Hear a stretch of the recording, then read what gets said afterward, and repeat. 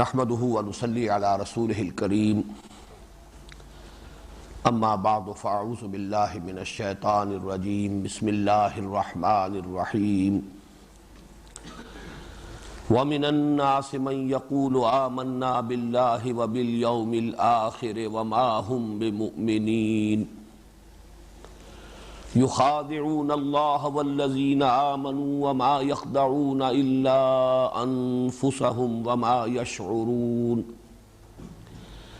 في قلوبهم مرض فزادهم الله مرضا ولهم عذاب أليم بما كانوا يكذبون وإذا قيل لهم لا تفسدوا في الأرض قالوا إنما نحن مصلحون ألا إنهم هم المفسدون ولكن لا يشعرون وإذا قيل لهم آمنوا كما آمن الناس قالوا أنؤمن كما آمن السفهاء ألا إنهم هم السفهاء ولكن لا يعلمون وَإِذَا لَقُوا الَّذِينَ آمَنُوا قَالُوا آمَنَّا وَإِذَا خَلَوْا إِلَى شَيَاطِينِهِمْ قَالُوا إِنَّا مَعَكُمْ إِنَّمَا نَحْنُ مُسْتَهْزِئُونَ اللَّهُ يَسْتَهْزِئُ بِهِمْ وَيَمُدُّهُمْ فِي طُغْيَانِهِمْ يَعْمَهُونَ أولئك الذين اشتروا الضلالة بالهدى فما ربحت تجارتهم وما كانوا مهتدين صدق الله العظيم رب اشرح لي صدري ويسر لي أمري واحلل عقدة من لساني يفقهوا قولي اللهم ربنا ألهمنا رشدنا وأعذنا من شرور أنفسنا اللهم أرنا الحق حقا وارزقنا اتباعه وأرنا الباطل باطلا وارزقنا اجتنابه اللهم ارحمنا بالقرآن العظيم واجعله لنا إماما ونورا وهدى ورحمة اللهم ذكرنا منه ما نسينا وعلمنا منه ما جهلنا وارزقنا تلاوته آناء الليل وآناء النهار واجعله لنا حجة يا رب العالمین آمین۔ گزشتہ ہفتے ہم نے سورہ بقرہ کے پہلے رکوع کا مطالعہ مکمل کر لیا تھا، لیکن اس کے سلسلے کا ایک قرض مجھے ابھی ادا کرنا ہے۔ میں نے سورہ بقرہ کے پہلے رکوع کے مضامین کی ایک نظیر کے طور پر یا اس کے مثنیٰ کے طور پر سورہ یاسین کے پہلی رکوع کی آیات آپ کے سامنے رکھی تھی اور ان کا تقابلی مطالعہ کیا تھا، اس لیے کہ جو الفاظ سورہ بقرہ کے پہلے رکوع میں آئے ہیں سواء علیہم انذرتہم ام لم تنذرہم لا یؤمنون، بعین ہی یہی الفاظ سورہ یاسین میں بھی آئے ہیں۔ اس اعتبار سے ان دونوں مقامات میں باہم بڑی مشابہت ہے۔ پھر جیسے سورہ بقرہ کے شروع میں یؤمنون بالغیب، اور میں نے عرض کیا تھا کہ ایک رائے یہ ہے کہ یہ بات ظرف کی ہے، غیب میں رہتے ہوئے ایمان لانا، اس کی بھی مثال وہاں موجود ہے۔ وَخَشِيَ الرَّحْمَانَ بِالْغَیب، وہ لوگ کہ جو رحمان سے خوف رکھتے ہیں، رحمان کا خوف رکھتے ہیں اس کے باوجود کہ غیب میں ہیں۔ تو یہ چند چیزیں ایسی تھیں کہ جو ان دونوں مقامات کے مابین مشترک ہے، لیکن واقعہ یہ ہے کہ سورہ بقرہ کی ابتدائی 5 آیات کا مثنیٰ قرآن حکیم میں سورہ لقمان کی ابتدائی 5 آیات ہیں، اور وہاں حسن اتفاق یہ بھی ہے کہ جیسے سورہ بقرہ کا آغاز ہوا ہے حروف مقطعات الف لام میم سے، ویسے ہی سورہ لقمان کا آغاز بھی الف لام میم سے ہوتا ہے۔ میں وہ آیات آپ کو سنا رہا ہوں، اس سے آپ کو اندازہ ہوگا کتنی گہری مشابہت ہے سورہ بقرہ کی ابتدائی 5 آیات اور سورہ لقمان کی ابتدائی 5 آیات میں۔ مجھے امید ہے کہ سورہ بقرہ کی وہ 5 آیات تو آپ میں سے اکثر کو یاد ہوں گی۔ سورہ لقمان کی ابتدائی 5 آیات کی سماعت فرمائیے۔ الف لام میم تلک آیات الکتاب الحکیم ہدی ورحمۃ للمحسنین الذین یقیمون الصلاۃ ویؤتون الزکاۃ وہم بالآخرۃ ہم یوقنون اولئک علی ھدی من ربہم واولئک ھم المفلحون۔ آپ نے نوٹ کیا کہ وہاں بھی اولئک ھم المفلحون پر ختم ہوئی 5ویں آیت، یہاں بھی اولئک علی ھدی من ربہم واولئک ھم المفلحون، جو کہ تو وہی الفاظ یہاں بھی، حروف مقطعات بھی وہی ہیں۔ وہاں آغاز میں ذالک الکتاب لا ریب فیہ، یہاں فرمایا تلک آیات الکتاب الحکیم، یہ آیات ہیں اس کتاب کی جو حکمت بھری ہے، محکم ہے، پختہ ہے۔ اور بہت دلچسپی کا ہے یہ تقابلی مطالعہ، وہاں فرمایا ھدی للمتقین، یہاں فرمایا ھدی ورحمۃ للمحسنین۔ یہ احسان کا درجہ بلند ترین درجہ ہے، اسلام، ایمان، احسان۔ تقویٰ در حقیقت وہ روح باطنی ہے کہ جو ان تینوں مدارج پر، تینوں مراحل پر اگر موجود ہے تو حقیقتاً اسلام اسلام ہے، ایمان ایمان ہے، احسان احسان ہے۔ لیکن یہ کہ بلند ترین درجہ جو ہے وہ احسان ہے۔ یہاں متقین کے بجائے چونکہ محسنین فرمایا، لہذا محض ہدایت کے لفظ پر کفایت نہیں کی، ھدی ورحمۃ للمحسنین۔ اس کے بعد الذین یقیمون الصلاۃ، اور وہاں تھا ومما رزقناہم ینفقون، یہاں ہے الذین یقیمون الصلاۃ ویؤتون الزکاۃ، گویا کہ وہاں انفاق، یہاں زکوٰۃ کی جو اصطلاح ہے وہ لے آئی گئی۔ وبالآخرۃ ہم یوقنون، بعین ہی یہ الفاظ سورہ بقرہ کے آغاز میں بھی ہے، ابتدائی 5 آیات میں۔ البتہ خاص طور پر میں نوٹ کرانا چاہتا ہوں کہ سورہ بقرہ کی ابتدائی 5 آیات کا ایک مضمون وہ ہے جو ان میں بالکل نہیں ہے، سورہ لقمان کی ان آیات میں۔ الذین یؤمنون بما انزل الیک وما انزل من قبلک، یہ جو سورہ بقرہ میں الفاظ آئے ہیں اور یہاں نہیں آئے، اس کا سبب نوٹ کر لیجئے کہ یہ مکی سورت ہے، سورہ لقمان، اور ظاہر بات ہے کہ اہل مکہ کو جو دعوت دی جا رہی تھی وہ حضور صلی اللہ علیہ وسلم پر ایمان لانے کی دعوت، اور وہ چونکہ آپ سے پہلے کی کسی کتاب پر ایمان نہیں رکھتے تھے، لہذا اس کے تذکرے کی چندہ ضرورت نہیں تھی، محض حضور صلی اللہ علیہ وسلم پر ایمان لے آنا اور قرآن حکیم پر ایمان لے آنا ان کے لیے کفایت کرتا تھا۔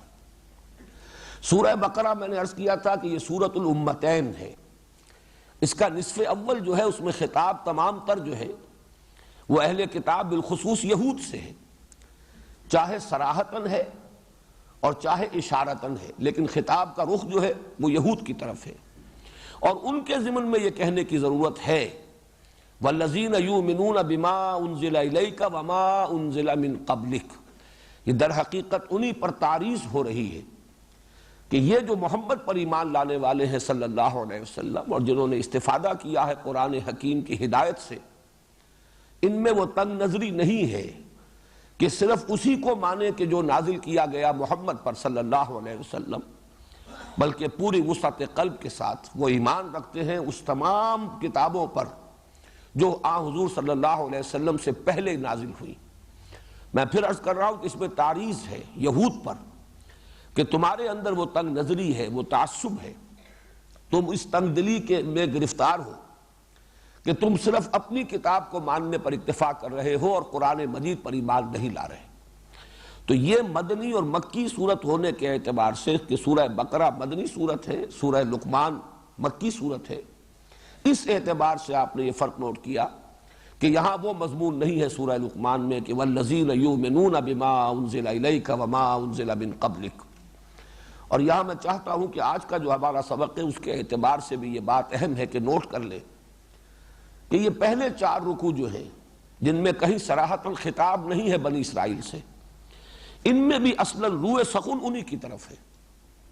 پورا نصف اول جو ہے 18ویں رکوع تک، ان میں سے صرف 10 رکوع درمیانی وہ ہیں جو شروع میں عرض کر چکا ہوں جن میں براہ راست خطاب ہے، یا بنی اسرائیل اذکروا نعمتی التی انعمت علیکم واوفوا بعہدی اوف بعہدکم، یہاں سے بات شروع ہوئی اور 15ویں رکوع تک مسلسل وہ گفتگو چلی ہے۔ لیکن پہلے 4 رکوع اور اس کے بعد کے 4 رکوعوں میں چاہے صراحتاً خطاب نہیں ہے یہود سے یا بنی اسرائیل سے، لیکن یہاں بھی روئے سخن انہی کی طرف ہے۔ اب آئیے آج ہم سورہ بقرہ کے دوسرے رکوع کا مطالعہ شروع کر رہے ہیں۔ یہ رکوع خاصا طویل ہے۔ ارادہ تو یہ ہے کہ آج اور کل میں ہم اس کا مطالعہ مکمل کر لیں، لیکن بہرحال جیسا کہ اس سے پہلے بھی میں عرض کرتا رہا ہوں، انسان صرف ارادہ کر سکتا ہے، اس کی تکمیل اللہ کے ہاتھ میں ہے۔ میری پوری کوشش ہوگی کہ زیادہ تفصیلات میں نہ جاؤں اور 2 دنوں میں اس رکوع کا مطالعہ میں مکمل کر لوں۔ لیکن یہ کہ آج میں ذرا اپنے درس کے انداز میں یہ تبدیلی لا رہا ہوں کہ پہلے یہ 9 آیات، 13 آیات میں سے میں نے 9 آیات ابھی تلاوت کی ہیں، پہلے ان کا ایک رواں ترجمہ ہم کر لیں تاکہ اندازہ ہو جائے کہ اس میں مضامین کیا آ رہے ہیں۔ پھر کچھ گفتگو تمہیدی کرنی ہوگی، اور اس میں ایک اہم مسئلہ ہے کہ یہاں کچھ لوگوں کا ذکر ہے لیکن انہیں باقاعدہ معین نہیں کیا گیا کہ وہ کون لوگ ہیں۔ اس کے لیے غور کرنا پڑے گا،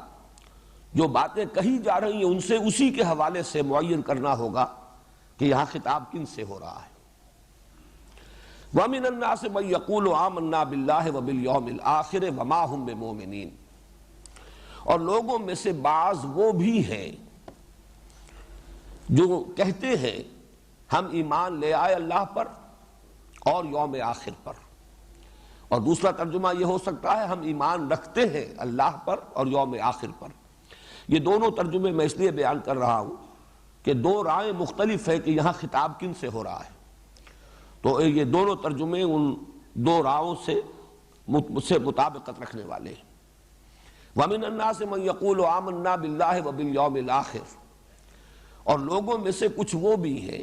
بعض وہ بھی ہیں جو کہتے ہیں کہ ہم ایمان رکھتے ہیں اللہ پر اور یوم آخر پر، یا ہم ایمان لے آئے اللہ پر اور یوم آخر پر۔ وَمَا هُمْ بِمُؤْمِنِينَ، درا حال ہے کہ وہ مومن نہیں ہے۔ يُخَادِعُونَ اللَّهَ وَالَّذِينَ آمَنُوا، وہ دھوکہ دینے کی کوشش کر رہے ہیں اللہ کو اور اہل ایمان کو۔ وَمَا يَخْدَعُونَ إِلَّا أَنفُسَهُمْ، اور نہیں دھوکہ دے رہے مگر صرف اپنے آپ کو۔ وَمَا يَشْعُرُونَ، لیکن انہیں اس کا شعور نہیں ہے، یا لیکن وہ غور نہیں کرتے۔ یہ بھی 2 تراجم ہیں مختلف۔ فی قلوبہم مرض، ان کے دلوں میں ایک روگ ہے یا روگ تھا۔ فی قلوبہم مرض، ایک روگ، ایک مرض، ایک بیماری۔ فزادہم اللہ مرضا، تو بڑھا دیا ان کے لیے اللہ نے ان کے مرض کو، اضافہ کر دیا ان کی بیماری میں، ان کے روگ میں۔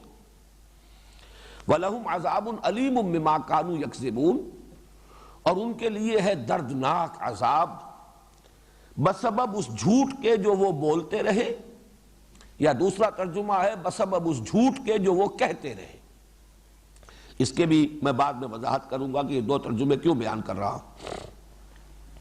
وَإِذَا قِيلَ لَهُمْ لَا تُفْسِدُوا فِي الْأَرْضِ، اور جب ان سے کہا جاتا ہے مت فساد مچاؤ زمین میں، قَالُوا إِنَّمَا نَحْنُ مُصْلِحُونَ، وہ کہتے ہیں کہ ہم تو اصلاح کرنے والے ہیں، مصلحین ہیں۔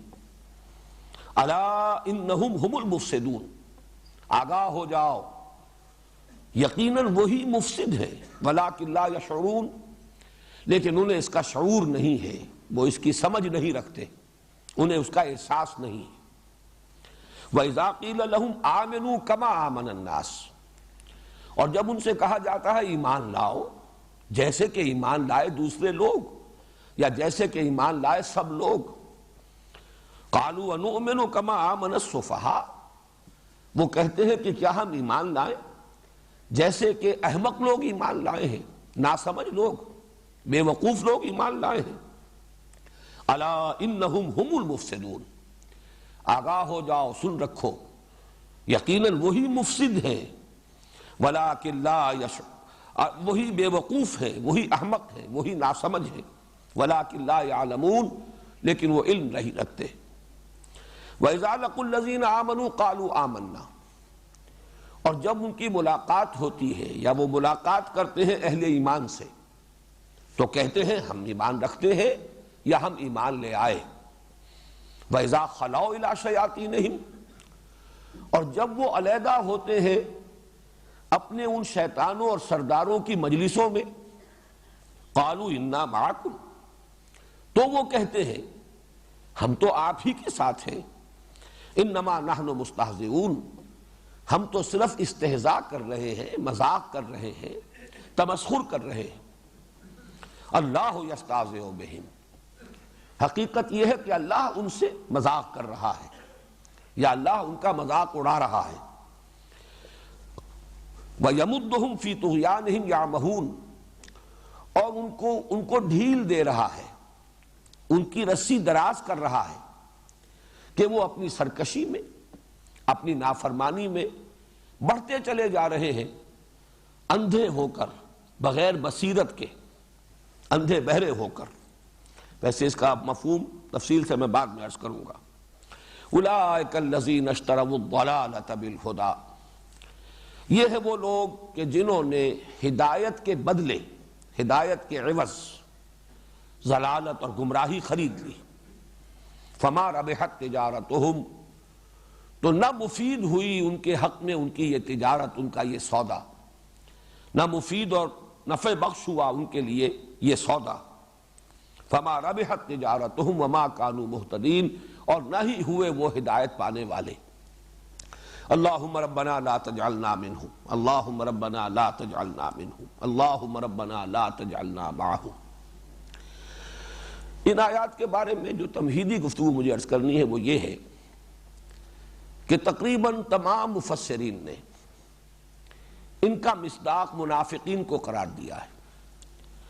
گویا کہ سورہ بقرہ کے پہلے رکوع میں دو گروہوں کی طرف اشارہ کر دیا گیا، ایک مومنین صادقین جنہوں نے قرآن حکیم کی ہدایت سے کما حقہ استفادہ کیا، اولئک علی ھدی من ربہم، یہ موجود ہے تمہارے سامنے، جیسے کہ میں نے عرض کیا تھا کہ درخت کو اس کے پھل سے پہچانا جاتا ہے۔ ہدایت قرآنی کے نتائج اور ثمرات تمہارے سامنے ہیں، دیکھ لو ابو بکر کو، دیکھ لو عمر کو، حمزہ کو،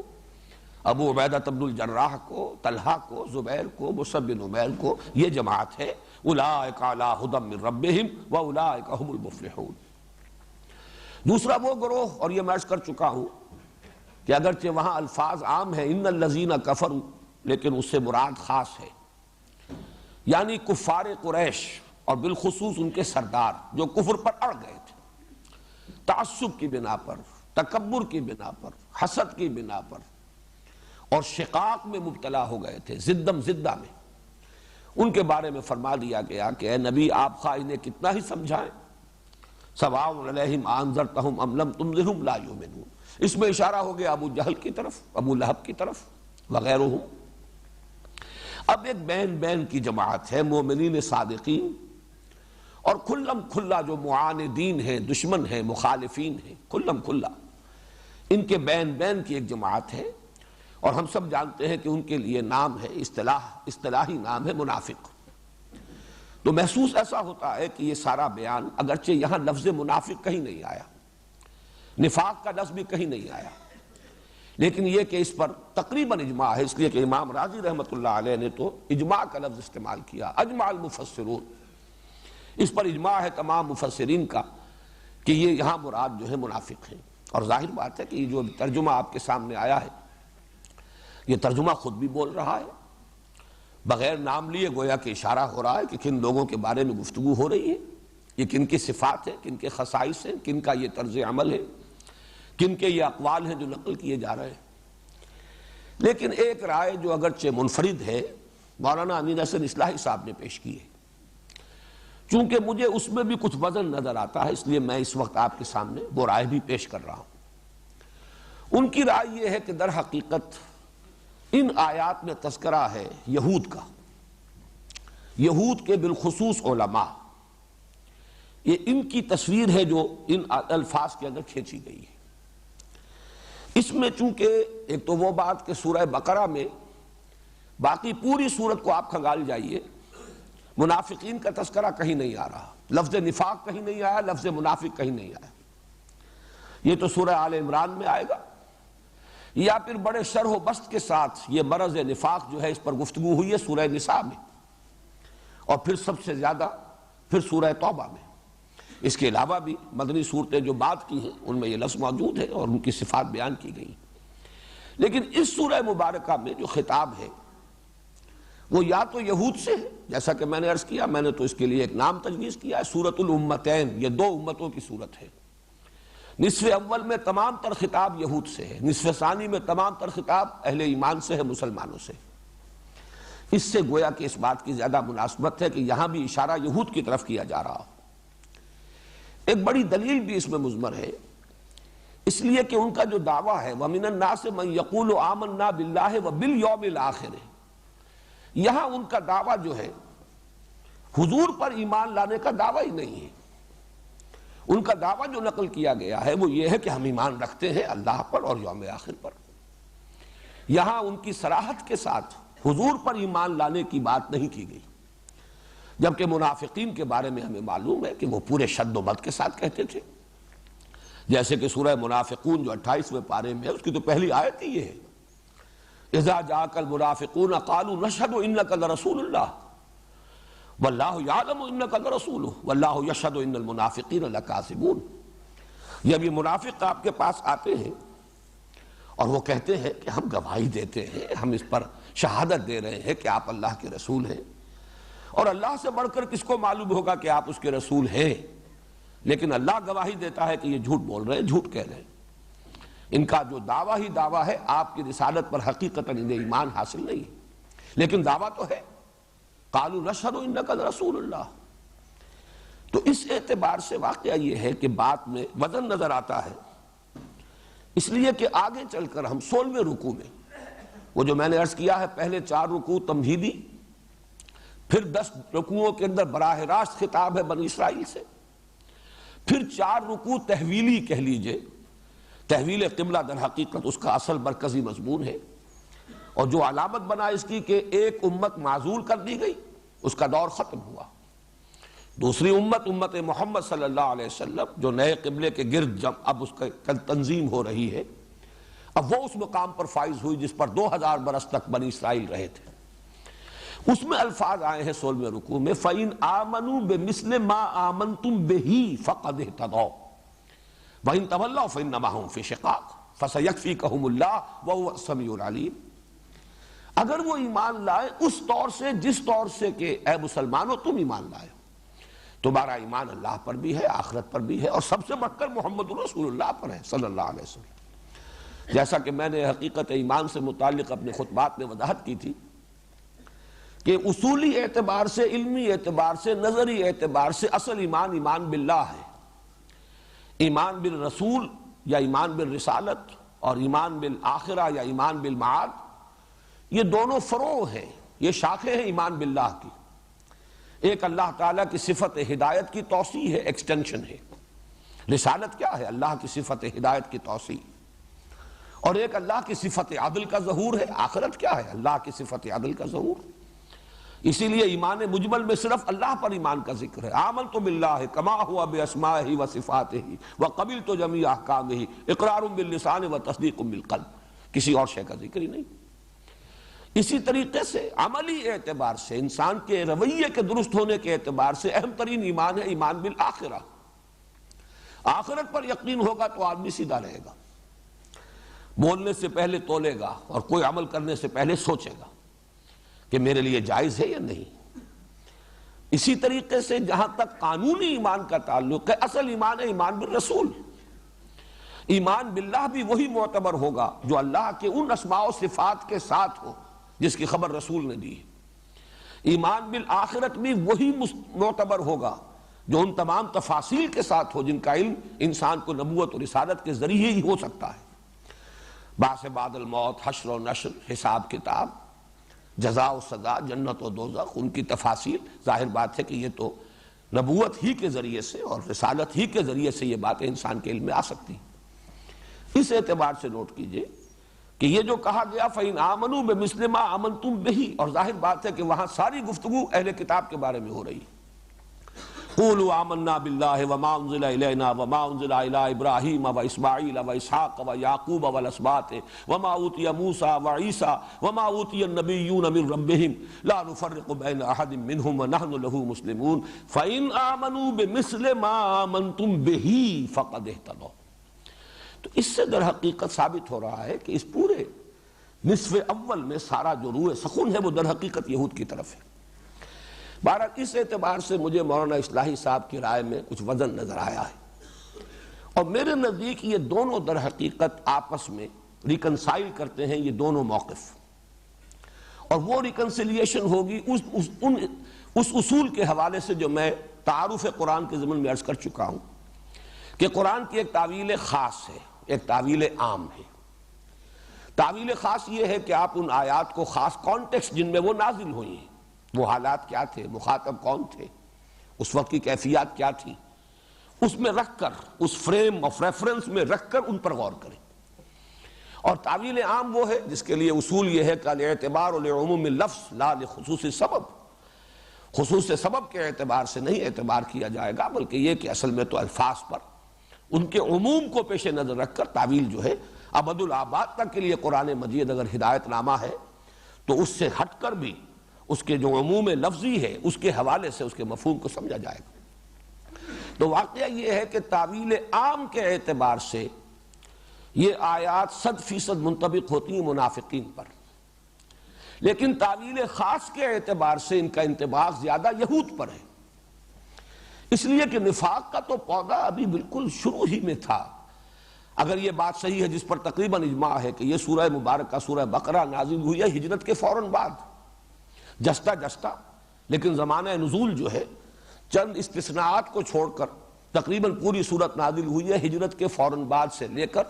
غزوہ بدر سے متصلاً قبل تک۔ اس وقت تک ابھی نفاق جو ہے وہ بالکل ابتدائی سٹیج میں تھا، جو مدینے میں نفاق ظاہر ہوا یہ میں بعد میں عرض کروں گا۔ ایک مکی دور کا نفاق تھا،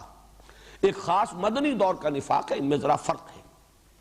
وہ بعد میں انشاءاللہ میں وضاحت کر دوں گا۔ لیکن یہ جو پنیری کہنا چاہیے، ابھی نفاق کی تو پنیری تھی،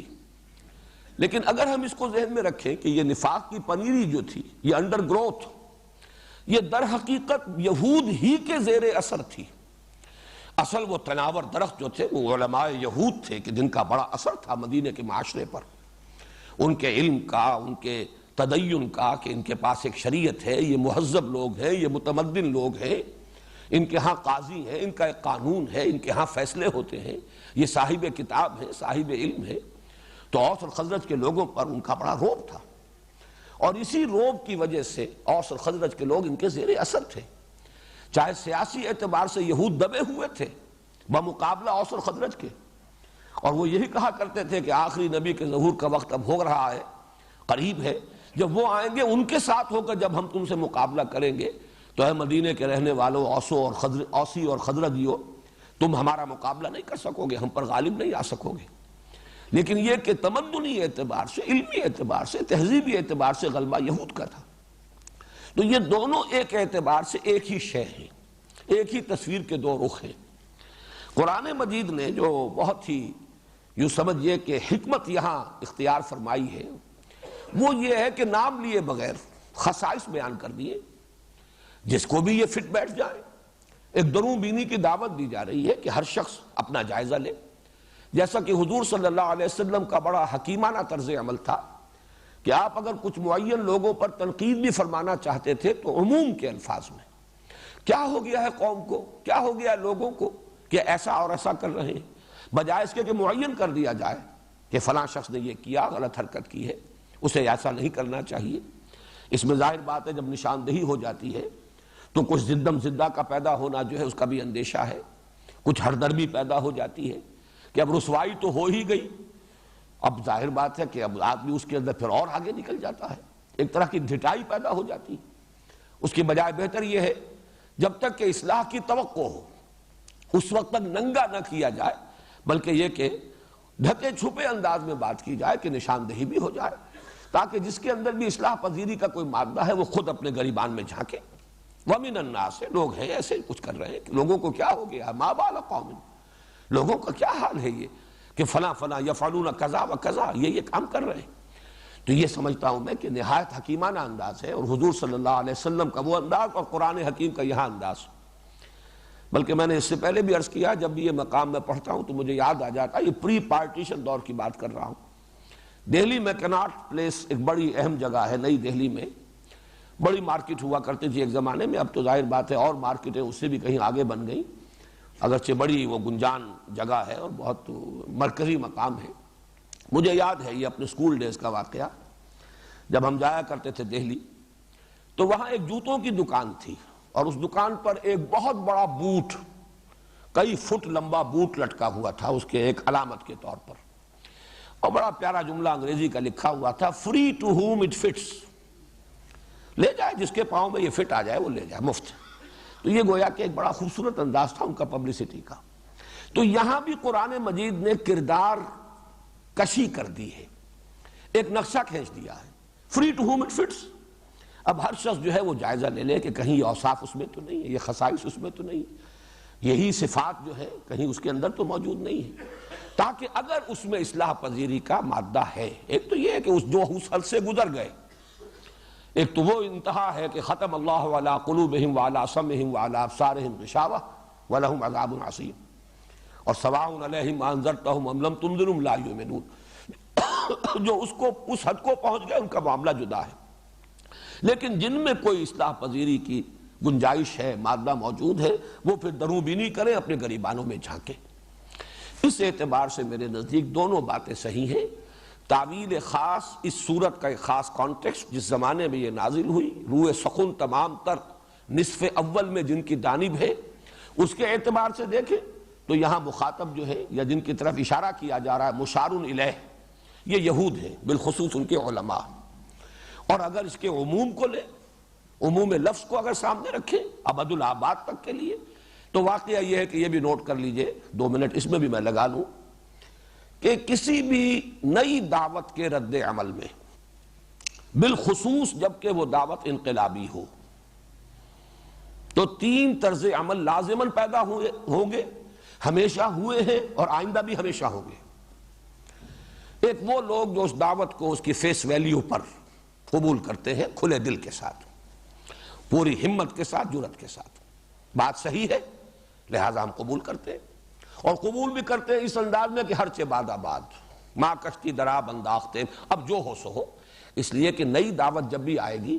جو انہیں قبول کرے گا وہ اپنے پرانے معاشرے سے کٹے گا،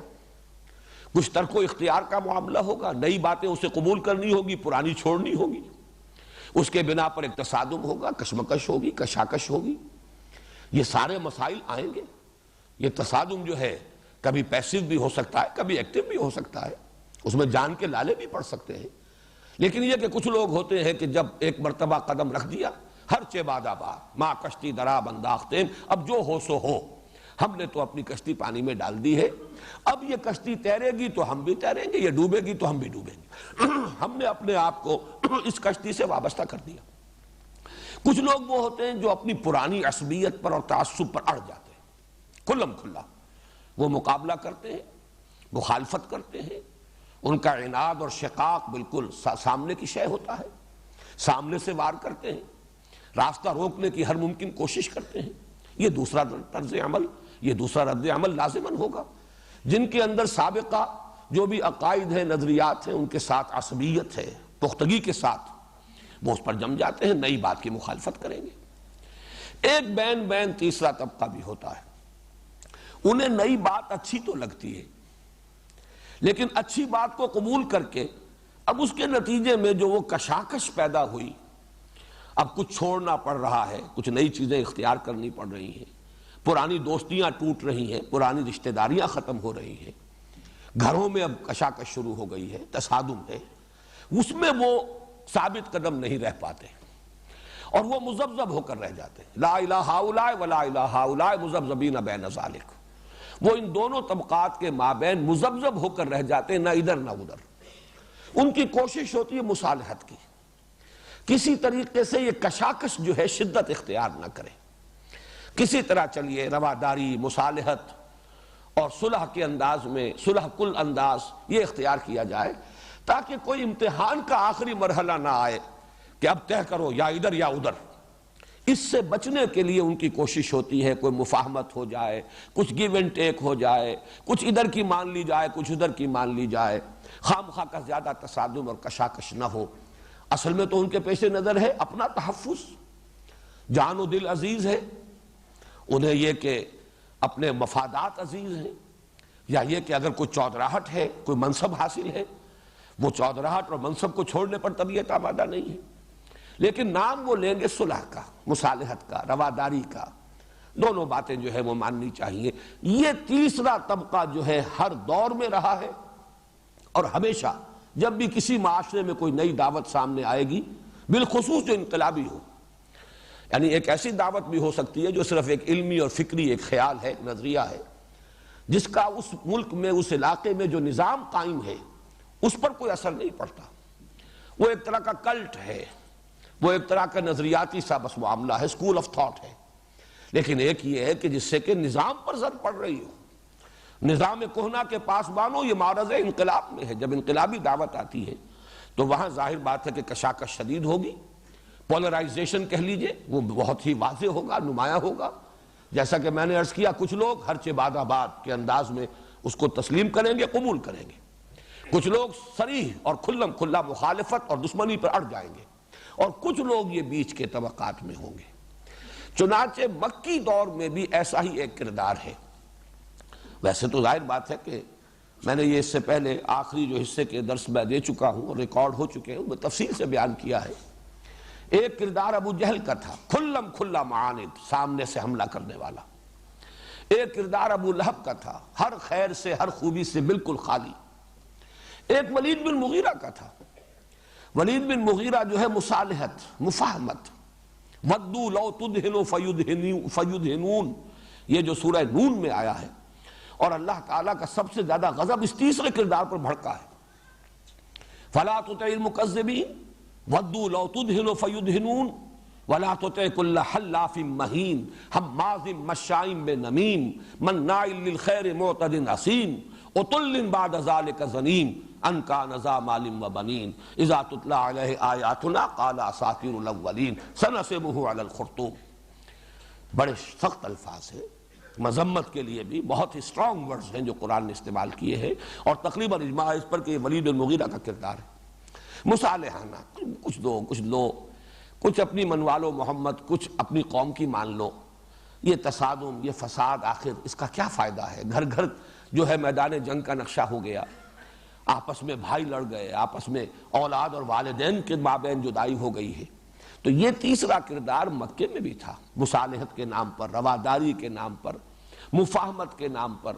کچھ گیو اینڈ ٹیک کے ذریعے سے آپس میں صلح کرنے کا انداز، اور یہی پھر مدینے کے اندر بھی آیا ہے۔ اور اس میں جیسا کہ میں نے عرض کیا، اس میں یہود بھی تھے، وہ کس انداز میں تھے وہ ابھی میں عرض کروں گا، اور اس میں وہ منافقین بھی تھے۔ اور نفاق جو ہے در حقیقت مدینے میں یہ انڈر گروتھ ہے، جیسے بڑے بڑے درختوں کے نیچے گھاس اور کچھ اور پودے چھوٹے چھوٹے اگاتے ہیں، تو یہ مدینے میں جو نفاق کی فصل جو ہے اپجی ہے،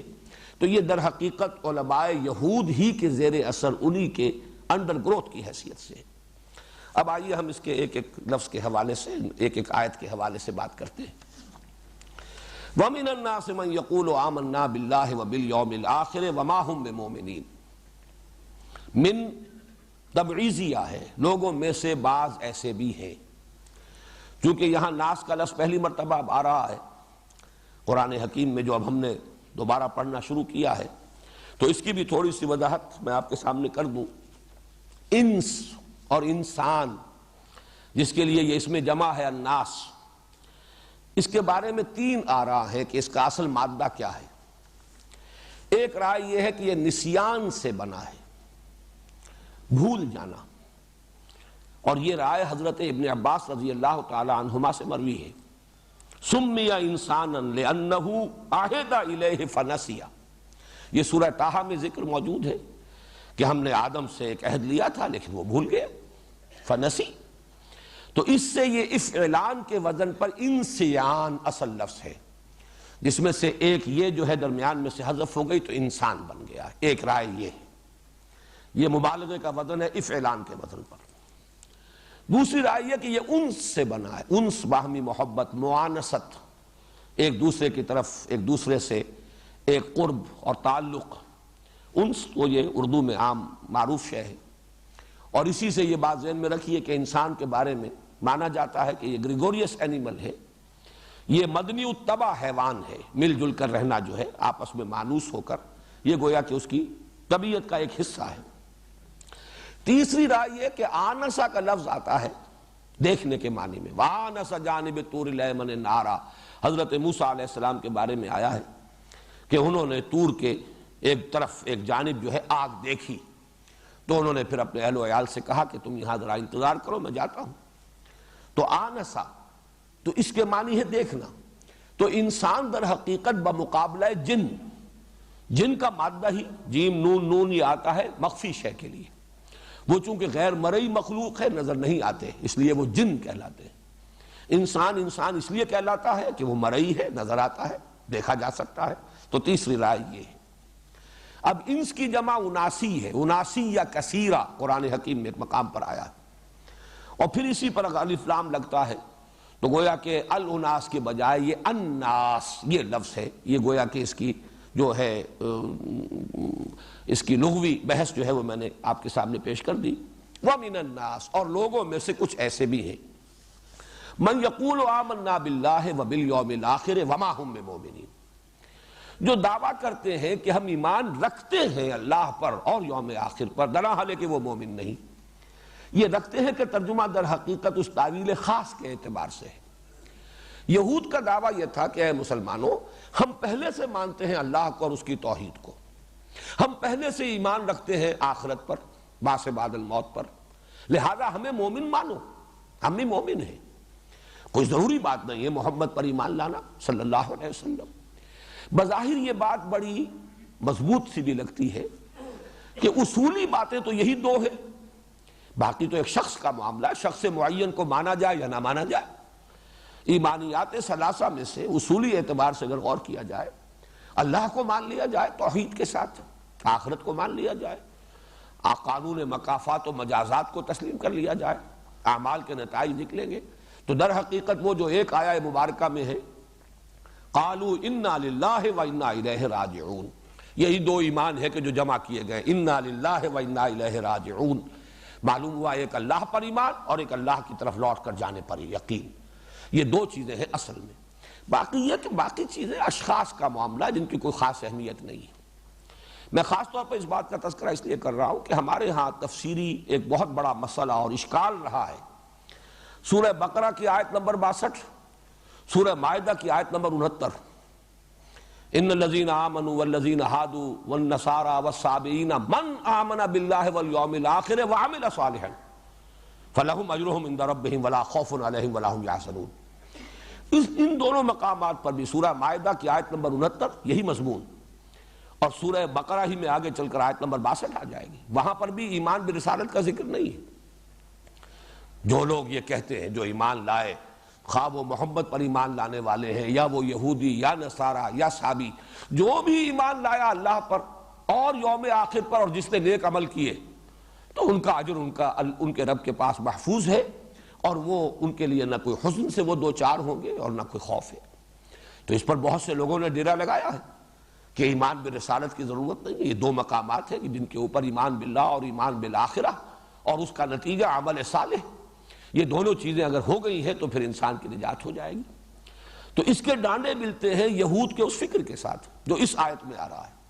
وَمِنَ النَّاسِ مَن يَقُولُ آمَنَّا بِاللَّهِ وَبِالْيَوْمِ الْآخِرِ وَمَا هُم بِمُؤْمِنِينَ۔ لوگوں میں سے کچھ وہ بھی ہیں جو کہتے ہیں، اس لیے میں نے ترجمے کیے تھے، یہ منافقین پر منطبق کی جائے آیت تو اس کا ترجمہ یوں ہوگا کہ لوگوں میں کچھ ایسے بھی ہیں جو کہتے ہیں ہم ایمان لے آئے اللہ پر اور یوم آخر پر، درحال کہ وہ ایمان نہیں لائے۔ لیکن اگر یہود کا قول، اور جیسا کہ میں نے عرض کیا زیادہ مناسبت معلوم ہو رہی ہے اس تعویل خاص کے ساتھ کہ یہود وہ حضور صلی اللہ علیہ وسلم پر ایمان نہیں لا رہے تھے، لیکن مدعی تھے کہ ہمیں بھی مومن مانو، اس لیے کہ جو اصل ایمان ہے اللہ پر ایمان اور آخرت کا ایمان، اس میں ہم تمہارے ساتھ شامل ہیں، ہمارے اور تمہارے مابین وہ قدر مشترک ہے۔ وہ آخرہ تو میں عرض کر رہا تھا کہ وَمِنَ النَّاسِ مَن يَقُولُ آمَنَّا بِاللَّهِ وَبِالْيَوْمِ الْآخِرِ وَمَا هُم بِمُؤْمِنِينَ، حقیقتاً وہ مومن نہیں ہے۔ اب اس پر دونوں پر انطباق کیا جا سکتا ہے، منافق بھی حقیقی ایمان سے محروم تھے، اور یہ بھی جو مدعی تھے کہ ہمیں بھی تسلیم کرو کہ ہم مومن ہیں، اس لیے کہ توحید اور رسالت اور آخرت ان دونوں کو ہم تسلیم کرتے ہیں، تو ان پر بھی جیسا کہ میں نے عرض کیا یہ آیت مبارکہ منطبق ہوتی ہے۔ یخادعون اللہ والذین آمنوا، خدا کہتے ہیں دھوکہ، ظاہری چال، جس کے لیے بڑے پیارے الفاظ ہیں۔ ویسے تو یہ کہ غالباً یہ حدیث نبوی ہے، الحرب خدعۃ، یا یہ کہ کوئی حکیمانہ قول ہے، اور اس کے لیے بڑی پیاری یہ مثال ہے کہ کجامی نمائی کجامی زنی، جب وہ دوبدو جنگ ہوا کرتی تھی تو اس میں یہی سب سے بڑی چال ہوتی تھی کہ آپ اپنے مقابل کو دھوکہ دیں کہ شاید یہ ادھر سے وار کر رہا ہے لیکن وار کسی اور طرف سے ہو جائے، تو یہ در حقیقت چال اور دھوکہ، الحرب خدعۃ۔ یہاں پر جو یہ لفظ آیا ہے تو ایک تو یخادعون، یہ باب مفعلہ ہے، مفعلہ میں دو فریق ایک دوسرے کے مقابلے میں ہوتے ہیں، مقاتلہ، یہ اس کو قتل کرنا چاہتا ہے، یہ اس کو قتل کرنا چاہتا ہے، لیکن یہ کہ ضروری نہیں ہے کہ یہ قتل کر سکے، لہذا ترجمہ میں نے کیا تھا یخادعون، کوشش کر رہے ہیں دھوکہ دینے کی، یخادعون اللہ والذین آمنوا، یہ کوشش کرتے ہیں دھوکہ دینے کی اللہ کو اور اہل ایمان کو۔ اللہ کو دھوکہ دینا کس معنی میں ہے؟ یہ میرے لیے ایک لمحہ فکریہ رہا کہ ظاہر بات ہے کہ کوئی انسان بھی، چاہے وہ منافق ہو اور چاہے وہ یہود میں سے ہو، یہ گمان تو نہیں کر سکتا کہ اللہ کو دھوکہ دیا جا سکتا۔ جو بھی کسی بھی درجے میں اللہ کو مانتا ہو اور اس کی صفات کا علم رکھتا ہو کہ اللہ کل شیء قدیر ہے، وہ ہر چھپی بات کا جاننے والا ہے، میرے نزدیک یہاں مراد ہے رسول کو دھوکہ دینا۔ اللہ اور رسول در حقیقت دونوں مل کر ایک وحدت بن جاتے ہیں، بریکٹڈ ہے۔ اللہ کو دھوکہ دینا، رسول کو دھوکہ دینا، در حقیقت اللہ کو دھوکہ دینا ہے۔ وَمَن يُطِعِ الرَّسُولَ فَقَدْ أَطَاعَ اللَّهَ، جو اطاعت کرتا ہے رسول کی در حقیقت اس نے اطاعت کی اللہ کی۔ إِنَّ الَّذِينَ يُبَايِعُونَكَ إِنَّمَا يُبَايِعُونَ اللَّهَ يَدُ اللَّهِ فَوْقَ أَيْدِيهِمْ، اے نبی جو لوگ آپ سے بیعت کر رہے ہیں حقیقت میں وہ اللہ سے بیعت کر رہے ہیں، اللہ کا ہاتھ ان کے ہاتھوں کے اوپر ہے۔ بظاہر تو یہ دو ہی ہاتھ ہیں، آپ کا دست مبارک ہے اور آپ کے ہاتھ پر بیعت کرنے والے کا ہاتھ ہے، لیکن ایک تیسرا ہاتھ بھی ہے، ید اللہ فوق ایدیہم۔ تو یہاں یخادعون اللہ سے مراد میرے نزدیک واللہ عالم یہاں یہ ہے کہ یہ اللہ کے رسول کو دھوکہ دینے کی کوشش کر رہے ہیں، اور اللہ کے رسول کو دھوکہ دینا در حقیقت اللہ کو دھوکہ دینا ہے۔ والذین آمنوا، اور اہل ایمان کو، وما یخدعون الا انفسهم، اب یہاں یہ ثلاثی مجرد سے آیا ہے، خدع یخدع، اور اس میں یقیناً جیسے قتل یقتل، قتل کر دیا، تو یہ گویا کہ حتمی اور یقینی بات کے لیے ہے، جبکہ مخادعت جو ہے وہ دھوکہ دینے کی کوشش ہے، کوشش میں ہے کہ دھوکہ دیں اللہ کو یعنی اللہ کے رسول کو اور اہل ایمان کو، اور نہیں دھوکہ دے رہے مگر صرف اپنے آپ کو، یہ خود دھوکے میں آ گئے، فریب میں آ گئے، یہ سمجھ رہے ہیں کہ ہماری یہ چال جو ہے ہمارے حق میں مفید ہوگی، درحال ہے کہ یہ اپنے لیے کانٹے بو رہے ہیں، اپنی عاقبت برباد کر رہے ہیں، اپنی تباہی کا سامان فراہم کر رہے ہیں۔ وما یشعرون، اور انہیں اس کا شعور نہیں ہے۔ شعور ویسے تو لفظ بنیادی طور پر جو کوئی شے جو محسوس ہو، محسوس شے کے لیے ہے کہ یہ شعور، اس کا احساس، حواس خمسہ کے ذریعے سے کسی چیز کا احساس حاصل ہو جائے، یہ شعور ہے۔ لیکن اس سے آگے بڑھ کر اس کے مفہوم میں غور، فکر، سوچ، معنوی حقیقت کا ادراک، یہ سب اس کے، یہ لفظ جو ہے ان سب کا احاطہ کر لیتا ہے۔ وما یشعرون، انہیں اس کی سمجھ نہیں ہے، یا وہ سمجھتے نہیں ہیں، یہ ترجمہ کیا تھا شیخ الہند نے، یا انہیں شعور نہیں ہے۔ اس اعتبار سے میں چاہتا ہوں کہ یہاں ایک لفظ کے حوالے سے نفاق کی دو قسمیں آپ کے سامنے یہی واضح ہو جانی چاہیے۔ ان آیات میں دو مرتبہ آیا وما یشعرون، وما یشعرون۔ نفاق ایک رہا ہے شعوری نفاق، جان بوجھ کر نفاق، جس کی کہ مثال ہے سورہ آل عمران کی آیت نمبر 72، وقالت طائفۃ من اہل الکتاب آمنوا بالذی انزل علی الذین آمنوا وجہ النہار واکفروا آخرہ لعلہم یرجعون۔ یہ سازش تھی اہل کتاب میں سے کچھ لوگوں نے، یہود کی ایک گروہ نے، جماعت نے یہ طے کیا کہ بھائی ایسا کرتے ہیں یہ ایمان کی جو ساکھ بہت قائم ہو گئی ہے، جو ایک دفعہ محمد کے دامن میں آ جائے، چاہے اس کے ٹکڑے کر دیے جائیں، وہ وہاں سے ہلتا نہیں ہے، کسی طرح بھی اس تعلق کو توڑنے پر جو ہے آمادہ نہیں ہوتا، ہر شے جو ہے قربان کرنے کو تیار ہے۔ تو یہ جو ساکھ بن گئی ہے، اس کو توڑنے کا ایک ذریعہ ہے اور ایک شکل ہے۔ صبح کے وقت ایمان کا اعلان کرو، بھئی ہم بھی ایمان لائے قرآن پر، محمد پر صلی اللہ علیہ وسلم، اور شام کو مرتد ہو جاؤ۔ اور میں اس میں اضافہ کر رہا ہوں کہ یقیناً وہ پورا دن حضور کی صحبت ہی میں گزارتے ہوں گے، تاکہ لوگوں پر یہ اثر ڈالے کہ بھئی ہم تو بہت قریب جا کر دیکھا ہے، کچھ نہیں، دور کے ڈھول سہانے ہیں، دور سے اچھے لگتے ہیں، ہم تو دیکھیے ایمان لائے تھے، ہم گئے تھے ان کی محفل میں بیٹھے، انہیں قریب سے دیکھ لیا، کچھ نہیں، کوئی حقیقت نہیں، اس لیے واپس آ گئے۔ لعلہم یرجعون، اس سے ہو سکتا ہے کہ وہ بھی لوٹ آئیں، ان کے دلوں میں بھی کوئی نہ کوئی شبہ تو پیدا ہو ہی جائے گا کہ بھائی یہ بڑے سمجھدار لوگ تھے، بڑے ثقہ لوگ تھے، اور یہ آئے تھے بڑے خلوص کے ساتھ، اور یہ کچھ پورا دن بھر رہے ہیں محمد کی صحبت میں صلی اللہ علیہ وسلم، ضرور کچھ نہ کچھ دیکھا ہی ہوگا نا، آخر یوں تو انسان نہیں ساتھ چھوڑتا، تو کچھ نہ کچھ شبہ کچھ نہ کچھ لوگوں کے دلوں میں تو ہم پیدا کرنے میں کامیاب ہو جائیں گے۔ اب ظاہر بات ہے کہ اس کا تجزیہ کیجئے کہ جس شخص نے اس سازش کے طور پر اس نے صبح ایمان کا اعلان کیا اور شام کو مرتد ہونے کا اعلان کیا، تو چند گھنٹے جو اس نے گزارے ہیں قانونی اعتبار سے اسلام میں گزارے ہیں، لوگوں نے یہی سمجھا یہ مومن ہوگا، ایمان لے آئے، لیکن انہیں یہ معلوم تھا کہ ہم یہ سب کچھ محض دھوکہ دینے کے لیے کر رہے ہیں۔ گویا کہ ایمان کی کوئی رمق کسی درجے میں بھی ایک لمحے کے لیے بھی ان کے دل میں داخل تو کیا ہوتی، ان کے قریب بھی نہیں پھٹکی، اس لیے کہ انہیں معلوم ہے یہ سازش ہے، یہ بہروپ ہے جو ہم بھر رہے ہیں، کسی درجے میں بھی ہم ایمان نہیں لائے، یہ ان کے علم میں ہے۔ یہ ہے شعوری نفاق۔ جیسے کوئی ہندوستانی کوئی جاسوس وہ مسلمان بن کر آ جائے، اور اس کی خبریں آتی رہی ہیں اخبارات میں، آپ نے سنا ہوگا کہ کوئی جاسوس ہے اور وہ امام مسجد بن کر سال ہا سال تک کسی بارڈر کے کسی گاؤں کے اندر جو ہے سرحدی گاؤں میں وہ امامت کرتا رہا مسجد، بعد میں معلوم ہوا جاسوس ہے۔ ظاہر ہے جو اس کام کے لیے آئے گا وہ تو پوری طرح تیار ہو کر آئے گا، ختنہ کرا کے آئے گا، قرآن یاد کر کے آئے گا، نماز سیکھ کر آئے گا، لیکن انہیں پتا ہے کہ ہم کیا ہیں، ہم ایمان نہیں لائے۔ یہ شعوری نفاق جو ہے، یہ واقعہ یہ ہے کہ یہ بہت کم اور بہت شاذ تھا۔ اکثر و بیشتر نفاق جو ہے وہ غیر شعوری تھا کہ لوگوں کو خود اندازہ نہیں ہوتا تھا کہ ہم منافق ہیں، وہ اپنے آپ کو سمجھتے تھے کہ ہم ٹھیک ٹھاک لوگ ہیں، ہم نے مانا ہے، البتہ یہ کہ کیا ضروری ہے کہ ہر بات مانی جائے، کیا ضروری ہے کہ ہر مرحلے پر جب پکارا جائے ہم حاضر ہو جائیں، کیا ضروری ہے کہ محمد کی ہر بات کو مانے صلی اللہ علیہ وسلم، بلکہ یہ کہ آخر دائیں بائیں دیکھ کر چلنا چاہیے، آگے پیچھے دیکھنا چاہیے، تحفظ جان و مال جو ہے وہ بھی ضروری ہے۔ اس اعتبار سے میں عرض کر رہا ہوں کہ مکی نفاق اس نوعیت کا تھا کہ جو لوگ ایمان لائے، اس لیے کہ پورے مکی قرآن میں صرف ایک سورہ عنکبوت ہے جس میں نفاق کا ذکر ہے، اور وہ ذکر آیا ہے آزمائشوں کے ذیل میں۔ سورہ عنکبوت کا آغاز ہی ہوتا ہے، وہ بھی الف لام میم سیریز کی صورت ہے، الف لام میم احسب الناس ان یترکوا ان یقولوا آمنا وهم لا یفتنون ولقد فتنا الذین من قبلهم فلیعلمن اللہ الذین صدقوا ولیعلمن الکاذبین۔ کیا لوگوں نے یہ سمجھا تھا کہ صرف یہ کہنے سے کہ ہم ایمان لے آئے چھوٹ جائیں گے، نجات ہو جائے گی، اور انہیں آزمایا نہ جائے گا،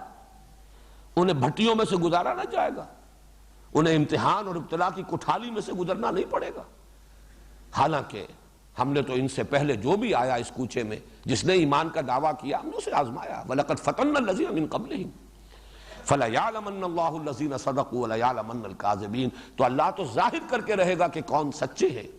حقیقی مومن ہیں، اور کون جھوٹ موٹ کے مومن بن گئے ہیں، جھوٹا دعویٰ ایمان کر رہے ہیں۔ اسی رکوع میں پہلا رکوع ہے یہ سورہ عنکبوت کا، آگے چل کر آتا ہے، اس کا تقابل کر لیجئے اس مقام سے۔ وَمِنَ النَّاسِ مَن يَقُولُ آمَنَّا بِاللَّهِ فَإِذَا أُوذِيَ فِي اللَّهِ جَعَلَ فِتْنَةَ النَّاسِ كَعَذَابِ اللَّهِ وَلَئِن جَاءَ نَصْرٌ مِّن رَّبِّكَ لَيَقُولُنَّ إِنَّا كُنَّا مَعَكُمْ أَوَلَيْسَ اللَّهُ بِأَعْلَمَ بِمَا فِي صُدُورِ الْعَالَمِينَ وَلَيَعْلَمَنَّ اللَّهُ الَّذِينَ آمَنُوا وَلَيَعْلَمَنَّ الْمُنَافِقِينَ۔ پورے مکی قرآن میں، مکی صورتوں میں صرف یہ ایک مقام ہے جہاں لفظ منافق آیا ہے۔ لوگوں میں سے کچھ ایسے بھی ہیں جو دعویٰ تو کر بیٹھتے ہیں ہم ایمان لائے اللہ پر، لیکن جب اللہ کی راہ میں اب ایذا پہنچتی ہے، تکلیف آتی ہے، مصیبت آتی ہے، امتحان اور آزمائش کی بھٹی میں سے گزرنا پڑتا ہے، تو وہ لوگوں کی طرف سے ڈالی ہوئی آزمائش سے ایسے گھبرا اٹھتے ہیں جیسے اللہ کے عذاب سے، پسپائی اختیار کرتے ہیں، حوصلے جواب دے جاتے ہیں، اعصاب ڈھیلے پڑ جاتے ہیں۔ فرمایا اور اگر تیرے رب کی مدد آ جائے، وَلَئِن جَاءَ نَصْرٌ مِّن رَبِّكَ لَيَقُولُنَّ إِنَّا كُنَّا مَعَكُمْ، اگر سہولت کا وقت آ جائے تو یہی لوگ پھر آ کھڑے ہوں گے اور کہیں گے ہم بھی آپ کے ساتھ تھے، مال غنیمت میں سے تو ہمیں بھی حصہ ملنا چاہیے۔ اَوَلَيْسَ اللَّهُ بِعَالَمَ بِمَا فِي صُدُورِ الْعَالَمِينَ، تو کیا اللہ تعالیٰ خوب واقف نہیں اس سے کہ جو لوگوں کے سینوں کے اندر ہے، جہان والوں کے سینوں کے اندر پنہا۔ وَلَيَعْلَمَنَّ اللَّهُ الَّذِينَ آمَنُوا وَلَيَعْلَمَنَّ الْمُنَافِقِينَ، اور اللہ تعالیٰ تو ظاہر کر دے گا ان کو جو حقیقتاً مومن ہے، اور کھول دے گا، پردہ چاک کر دے گا ان کا کہ جو منافق ہے۔ یہ نفاق جو ہے، یہ یوں سمجھئے کہ ضعف ارادہ، قوت ارادی کی کمی۔ آدمی چلنا چاہتا ہے، ایک بات اچھی لگی ہے، بات اچھی ہے، صحیح ہے، دل گواہی دیتا ہے کہ حق ہے، چلو بھائی قبول کر لو، قبول کر لیا، لیکن اب آئی آزمائش، اب رشتے ٹوٹے، اب گھر سے نکالا جا رہا ہے، اب ماریں پڑ رہی ہیں، اب اعصاب ڈھیلے پڑ گئے، وہ عزیمت اور ہمت کی کمی، قوت ارادی کا ضعف، یہ ہے در حقیقت وہ چیز کہ جس کا تذکرہ کیا گیا ہے سورہ عنکبوت میں۔ مدینہ منورہ میں آ کر اس میں ایک اور شے کا اضافہ ہوا، جہاں شعوری نفاق بھی شروع ہو گیا، جیسے کہ اس مثال میں دے چکا ہوں، یعنی سازشی نفاق کہ محض دھوکہ دینے کے لیے ایمان کا اعلان کیا جائے، وہاں اس میں ایک اور چیز کا اضافہ ہوا۔ اب قبائلی سطح پر فیصلے ہو رہے تھے، ایک گھرانہ طے کرتا ہے کہ بھائی اب چلیو ایمان لے آؤ، ٹھیک ہے، جیسے کہ کہیں آخری دور میں جب کہ فتح آ گئی ہے، جب وقت آیا ہے، اور یدخلون الناس فی دین اللہ ورایت الناس یدخلون فی دین اللہ افواجا، فوج در فوج آئے ہیں، تو ظاہر بات ہے کہ ہر شخص کے دل میں وہ یقین والا ایمان تو نہیں داخل ہو گیا تھا۔ ایک قبیلے کی سطح پر طے کیا گیا کہ بھئی چلو اب ایمان لے آؤ چل کر، اب تو معاملہ ختم ہوا، اب اس نو یوز کنٹینیوئنگ ریزسٹنس، اب راستہ نہیں روکا جا سکتا محمد کا صلی اللہ علیہ وسلم۔ تو یقیناً اس وقت جو لوگ ایمان لاتے تھے ان میں مومن صادق بھی تھے، ان میں یقیناً منافق بھی ہوں گے کہ ٹھیک ہے اس وقت تو گردن جھکا لو، جب موقع آئے گا پھر دیکھیں گے۔ یہ گویا کہ وہ شعوری نفاق۔ اور کچھ ایسے لوگ بھی کہ جنہوں نے ٹھیک ہے بھئی سب بات تو اچھی ہے، چلو کوئی غلط بات تو ہے نہیں، بات تو ٹھیک ہے، دل گواہی دیتا ہے، فطرت کی بات ہے، ایمان لے آؤ۔ یہ لوگ کسی سنجیدہ فیصلے سے، انفرادی سطح پر سنجیدہ فیصلہ، سوچا سمجھا فیصلہ، یہ اور شے ہوتی ہے، اور ایک اجتماعی فیصلہ، ایک برادری کی سطح پر فیصلہ، ایک قبیلے کی سطح پر فیصلہ، اس میں شامل ہو جانا یہ دوسری بات ہے۔ اب ظاہر ہے کہ جب راستے کے اندر اب تکلیفیں آئیں گی، مصائب آئیں گے، تو پھر قدم ڈگمگائیں گے۔ تو یہ بھی ایک نفاق کی شکل تھی کہ جو مدینہ منورہ میں پیدا ہوئی۔ وہ سورہ حجرات کی آیت ذہن میں لے آئیے، قالت الاعراب آمنا قل لم تؤمنوا ولكن قولوا اسلمنا ولما يدخل الايمان في قلوبكم وان تطيعوا الله ورسوله لا يلدكم من اعمالكم شيئا ان الله غفور رحيم۔ یہ بدو کہتے ہیں ہم ایمان لے آئے، اے نبی ان سے کہیے تم ایمان نہیں لائے ہو، صرف یہ کہو کہ ہم مسلمان ہو گئے، ہم نے اطاعت قبول کر لی، ہم اسلام لے آئے، اور ابھی تک ایمان تمہارے دلوں میں داخل نہیں ہوا،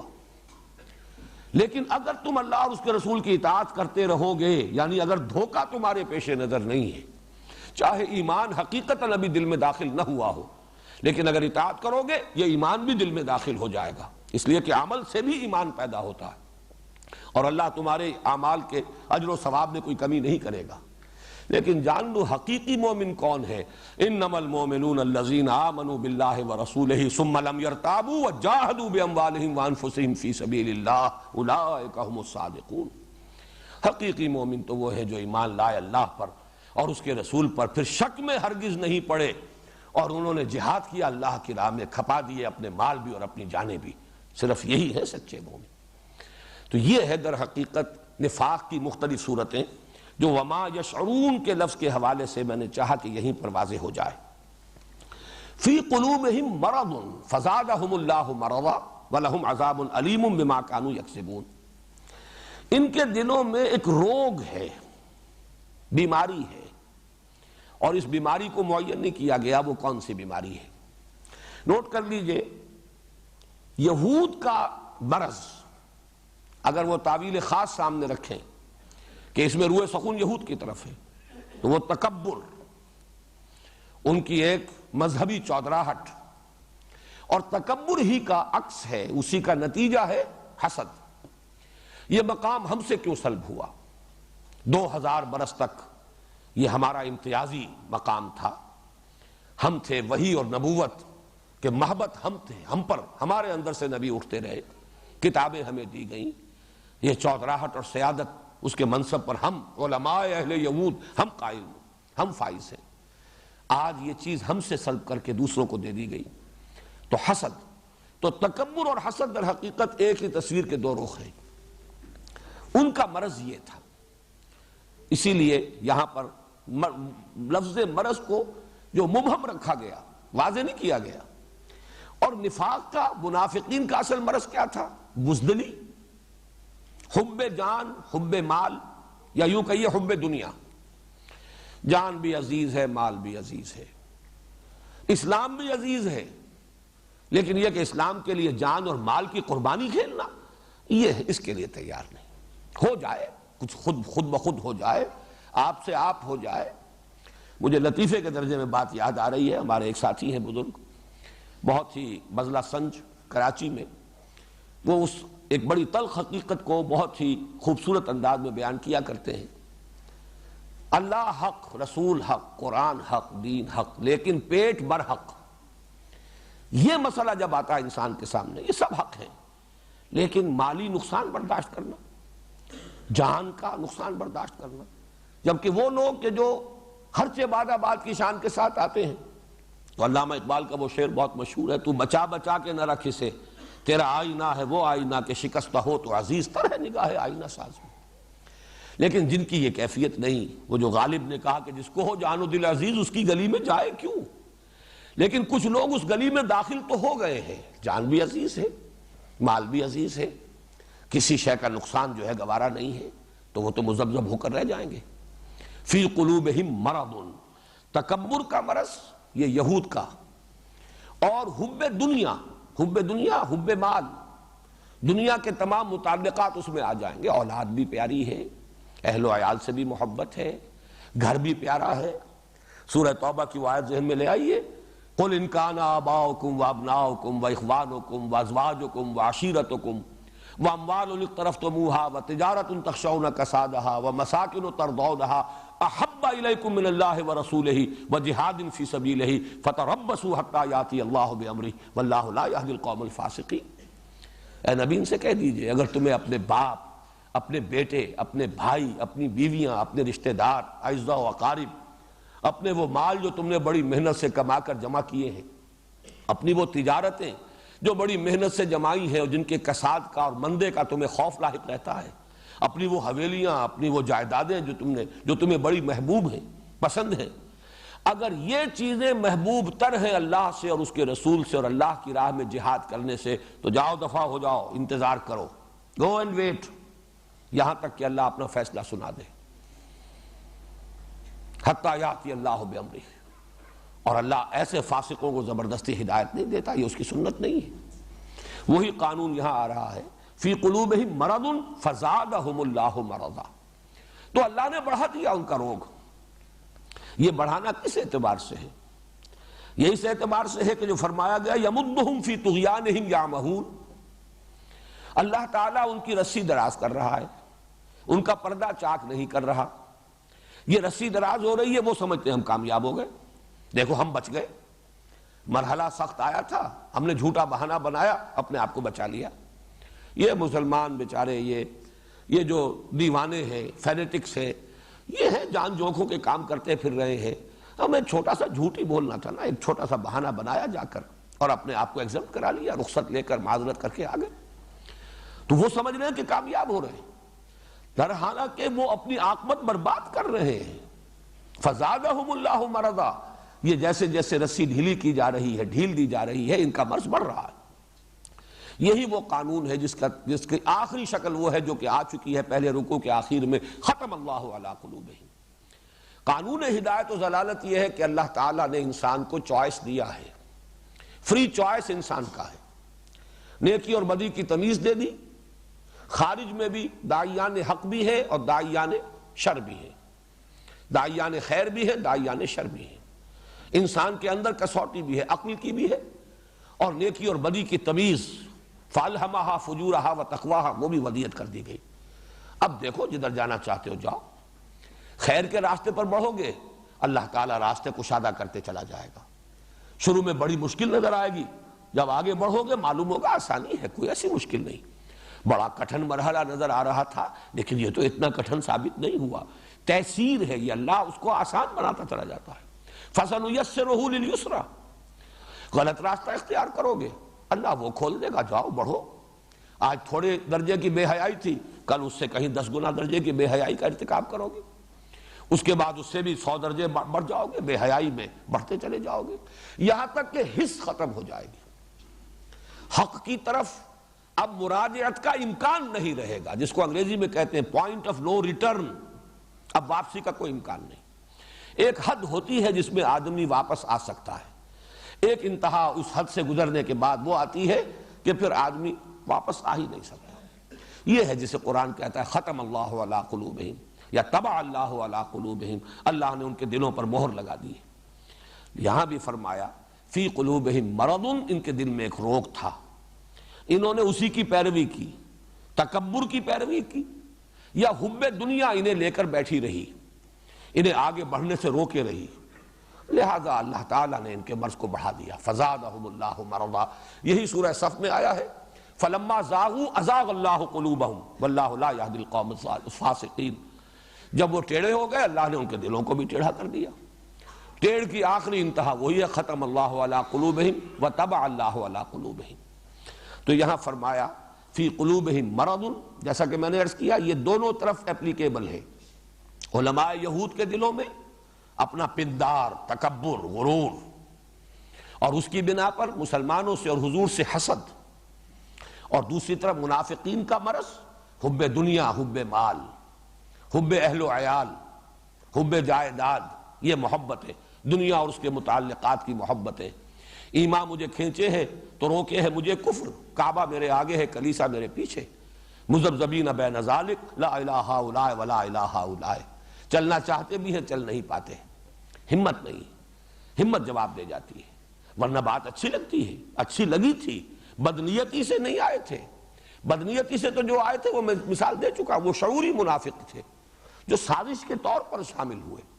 اور ایک وقت معین تک کا طے کر کے آئے تھے کہ اتنے عرصے رہیں گے۔ آمنوا بالذی انزل علی الذین آمنوا وجہ النہار واکفروا آخرہ لعلہم یرجعون، صبح کے وقت ایمان کا اعلان کرو، شام کو مرتد ہو جاؤ، واپس آ جاؤ، تو کچھ نہ کچھ کو تو اپنے ساتھ واپس لے ہی آؤ گے، گھسیٹ کر لے آؤ گے۔ وَلَهُمْ عَذَابٌ عَلِيمٌ بِمَا كَانُوا يَكْسِبُونَ، اور ان کے لیے دردناک عذاب ہے بسبب اس جھوٹ کے جو وہ بولتے رہے، یا بسبب اس جھوٹ کے جو وہ کہتے رہے۔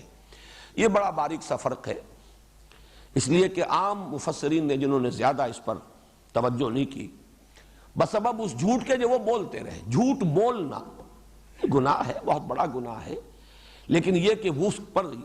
لہم عذاب علیم بما کانوا یکذبون، یہ اس کا اس شدت کے ساتھ جو ہے اس پر نکیر اور اس پر اتنی سخت جو ہے گرفت، وہ اس کے ساتھ پروپورشنیٹ نہیں ہے۔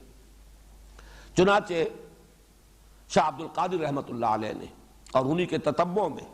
حضرت شیخ الہند رحمۃ اللہ علیہ نے ترجمہ کیا جھوٹ کہتے رہے، یعنی وہ اپنے ایمان کا دعویٰ جو کر رہے تھے وہ جھوٹا تھا۔ ان کے ایمان کا دعویٰ، چاہے وہ یہود، وہ کہتے تھے بھی ہم بھی مومن ہیں، حقیقتاً وہ مومن نہیں ہے، یہ دعویٰ ان کا جھوٹا ہے، جو جھوٹ کہا انہوں نے، یہ قول ان کا جھوٹ پر مبنی ہے۔ اسی طریقے سے اگر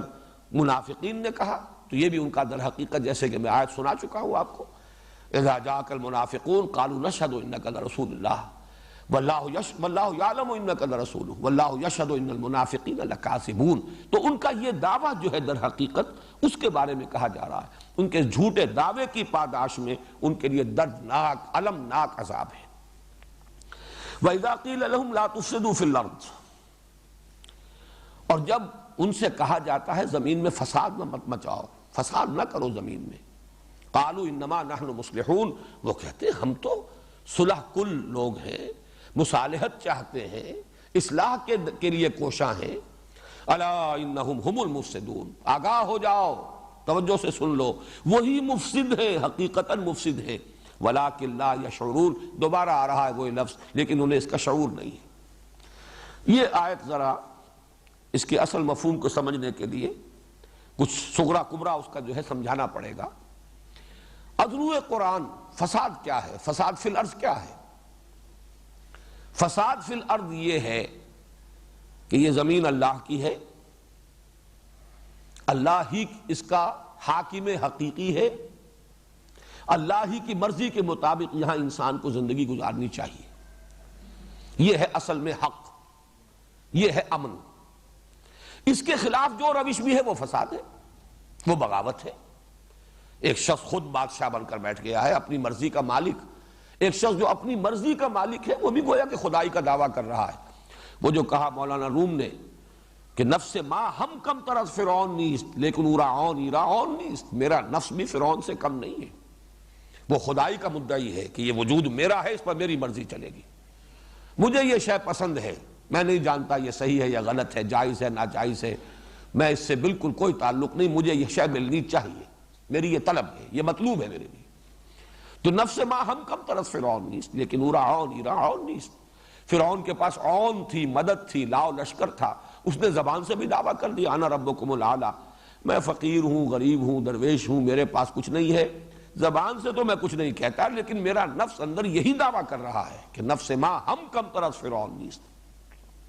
تو در حقیقت یہی فساد ہے، انفرادی سطح پر فساد، اللہ کی بندگی کے بجائے آپ نے نفس کی بندگی کی، معاشرے کی بندگی کی، زمانے کے چلن کی پیروی کی، چلو تم ادھر کو ہوا ہو جدھر کی، تو چاہے بظاہر آپ کتنے ہی امن میں ہیں، حقیقت میں فساد ہے آپ کی زندگی میں۔ اسی طرح ایک معاشرہ ہے، بغاوت پر مبنی ہے وہ معاشرہ، اس کو یوں سمجھیے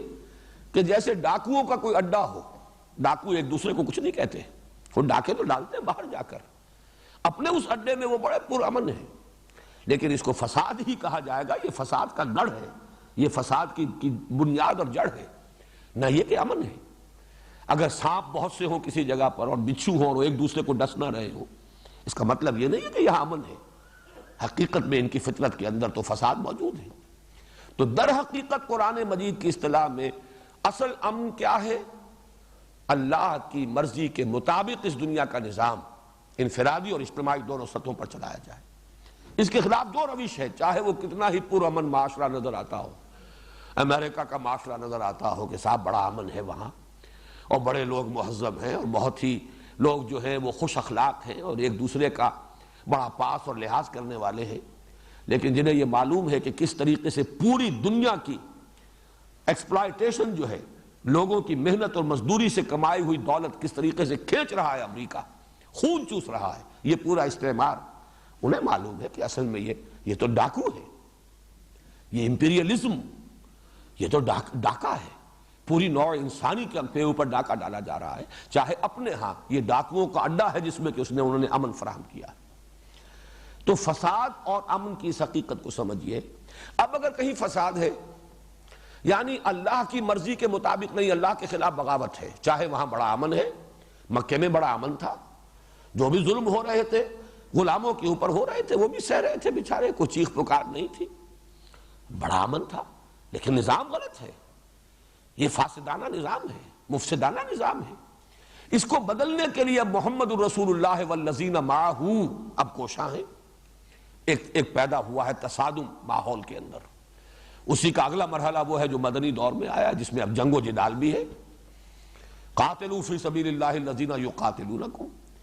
تو در حقیقت اس فساد کو ختم کرنے کے لیے چاہے بظاہر یہاں جنگ کی جا رہی ہے، خونریزی کی جا رہی ہے، لیکن یہ امن ہے، اور وہ لوگ جو کہتے نہیں بھائی لڑو بھیڑو نہیں، امن سے رہو، چلو مان لو باطل کو بھی مان لو، ریکگنائز کر لو، کچھ ان سے ان کی مانو کچھ اپنی منوا لو، اور بجائے اس کے کہ تم یہ جو جد و جہد کر رہے ہو اس میں اپنا بھی نقصان کر رہے ہو، اپنا بھی تن من دھن، اپنی بھی قربانیاں، اپنے لیے بھی مصائب، اپنے لیے بھی مشکلات، اور دوسروں کا بھی بہرحال خون گر رہا ہے، خون ریزی ہو رہی ہے، اس کی بجائے اس سب کو چھوڑو اور امن کی کیفیت اختیار کرو، یہ فساد ہے اصل میں۔ اس جد و جہد کو سیبوٹاج کرنا، جو اس بغاوت فی الارض جو ہے اللہ تعالیٰ کے خلاف، اس کو رفع کرنے کے لیے اللہ کے وفادار بندے ایک جماعت اور ایک جمعیت کی شکل میں کھڑے ہو جائیں باطل کے ساتھ نبردآزمہ ہونے کے لیے، تو جو کوئی اب اس راستے میں رکاوٹ بنے گا، چاہے وہ مصالحت کے نام پر ہو، چاہے وہ صلح کل ہونے کے اعتبار سے ہو، چاہے وہ کہا جا رہا ہو کہ یہ لڑنا بھیڑنا کیا ہے، رواداری ہونی چاہیے، بڑے خوشنما عنوانات ہوں، لیکن حقیقت میں یہ فساد ہے۔ یہاں وہ کردار سامنے لے آئیے، منافقین کا کردار۔ اصل میں تو جان و مال عزیز تھے، میدان میں آنے کے لیے تیار نہیں تھے، رشتے بڑے عزیز تھے، رشتوں پر آنچ جو ہے وہ گوارا نہیں تھی، اور یہ جو حق کی تلوار آئی تھی تو رشتے کاٹ رہی تھی۔ باپ بیٹا جدا ہو رہا ہے، بھائی بھائی سے جدا ہو رہا ہے۔ اس اعتبار سے جب وہ اس کے خلاف کوشش کرتے تھے، اور مومنین صادقین ان سے کہتے تھے وَإِذَا قِيلَ لَهُمْ لَا تُفْسِدُوا فِي الْأَرْضِ، غور کیجئے یہ فساد کون سا ہے؟ مت فساد مچاؤ زمین میں۔ وہ فساد یہ ہے کہ اصلاح فی الارض کی جو کوشش ہو رہی ہے اس کو سیبوٹاج نہ کرو، ساتھ دو، جس طریقے سے کہ دوسرے مومنین صادقین ساتھ دے رہے ہیں محمد کا صلی اللہ علیہ وسلم۔ جب تم بھی کہتے ہو کہ ہاں ہم توحید کو بھی مانتے ہیں اور آخرت کو بھی مانتے ہیں، اور تورات کو مانتے ہو اور تورات کی تصدیق کرتے ہوئے یہ قرآن آیا، اس کو بھی مانو اور دست و بازو بنو۔ وہ حضور صلی اللہ علیہ وسلم کی پکار من انصاری اللہ، تو سب کے سب اب مددگار بنو، تاکہ یہ اللہ کے خلاف جو بغاوت ہے زمین میں یہ فرو ہو، اور اللہ کا نظام قائم ہو، اللہ کی حکومت قائم ہو، حق بحقدار رسید۔ اصل امن تب ہوگا۔ لیکن ان منافقین اور یہود دونوں کا کی روش، اس کے راستے میں رکاوٹیں ڈالنا، محمد الرسول اللہ والذین معہ کی جد و جہد کو سیبوٹاج کرنے کی کوشش ہے، جسے قرآن یہاں کہہ رہا ہے یہ فساد فی الارض ہے۔ اور وہ جواب میں کہہ رہے ہیں ہم تو مسلح ہیں، ہم تو چاہتے ہیں کہ یہ لڑائی بھڑائی نہیں ہونی چاہیے، خام خواہ کی خوریزی نہیں ہونی چاہیے، یہ اس طریقے سے کٹ جانا بھی کیا ضروری ہے، ٹھیک ہے رواداری ہونی چاہیے، ان کی بات بھی ٹھیک ہے، وہ اپنی جگہ پر خوش، ہم اپنی جگہ پر خوش، بات جو ہے ذرا میٹھے انداز میں صرف کی جانی چاہیے، بجائے اس کے کہ یہ تلخ انداز اختیار کیے جائیں، بجائے اس کے کہ کٹنے اور جڑنے کا عمل کیا جائے، اس کی بجائے یہ کہ مصالحت کی روش اختیار کی جائے۔ جیسا کہ میں عرض کر چکا ہوں ولید بن مغیرہ کا کردار مکی دور میں یہی تھا، اور یہاں مدینے میں آ کر یہود کا اور پھر منافقین کا ان کے زیر اثر کردار یہ تھا۔ چنانچہ کہا گیا وَإِذَا قِيلَ لَهُمْ لَا تُفْسِدُوا فِي الْأَرْضِ، جب ان سے کہا جاتا زمین میں فساد مت بچاؤ، اور فساد سے مراد مخالفت اللہ کے رسول اور ان کے ساتھیوں کی، ان کی مخالفت کرنے کی بجائے ان کے دست و بازو بنو، ان کے ساتھ دو۔ قالوا، وہ یہ کہتے ہیں انما نحن مسلمون، دیکھو بھائی ہم تو چاہتے ہی ہیں کہ بھائی چارے کی فضا برقرار رہے، یہ تصادم نہ ہو، یہ کشاکش نہ ہو، یہ خوریزی نہ ہو، یہ خام خواہ کا جو ہے ایک دوسرے سے کٹ جانا اچھا نہیں ہے۔ الا انہم ہم المفسدون، اب جو میں نے وضاحت کی ہے فساد کی وہ ڈیفینیشن اور امن کی وہ ڈیفینیشن اگر سامنے ہو تو اب یہ ایک ایک حرف جو ہے اس کا یہ ابھر کر آئے گا اجاگر ہو کر۔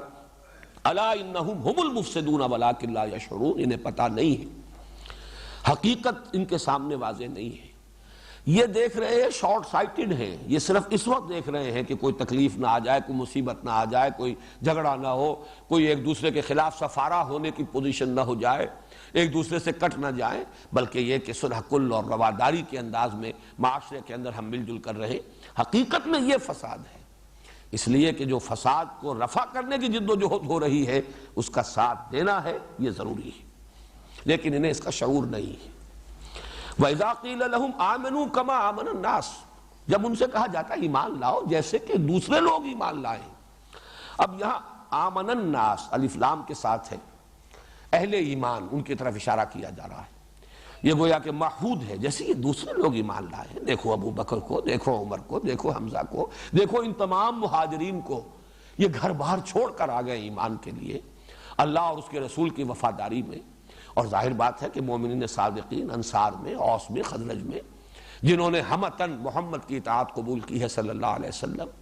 اپنا سب کچھ حضور کے ڈسپوزل پر رکھ دیا ہے، مہاجرین کے لیے اپنے گھر تقسیم کر دیے ہیں، اپنی دکانیں تقسیم کر دی ہیں، اور وہ اخوت اور بھائی چارہ ان کے ساتھ جو بڑھتا ہے، تو فرمایا کہ جب ان سے کہا جاتا جیسے وہ لوگ ایمان لائے ویسے ایمان لاؤ۔ اب اس میں بھی دیکھیے دونوں طرف بات چلے گی، یہود کہتے تھے کہ ہم مومن ہیں، جب ہم مانتے ہیں توحید کو اور مانتے ہیں آخرت کو تو ہم مومن ہیں.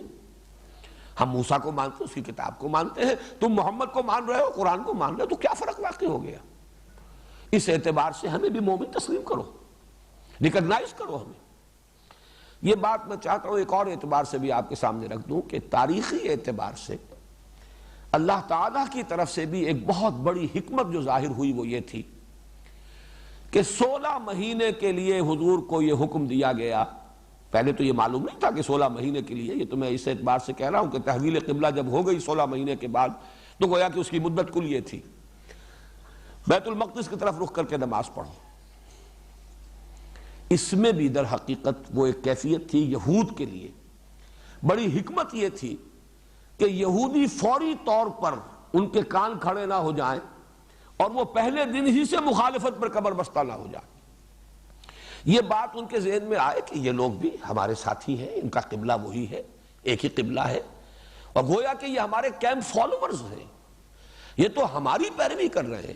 یہ اپنے قبلے سے کٹ گئے. ان کا جو مقدس مقام ہے، آبائی مقام ہے، نسلی مقام ہے، ابراہیم کی بنائی ہوئی عمارت ہے، ان کے جد امجد کی ہے، جس کے ساتھ ان کا نسلی اور قومی اور اپنے تمام جو ہے روایات کے اعتبارات سے بڑا گہرا رشتہ ہے.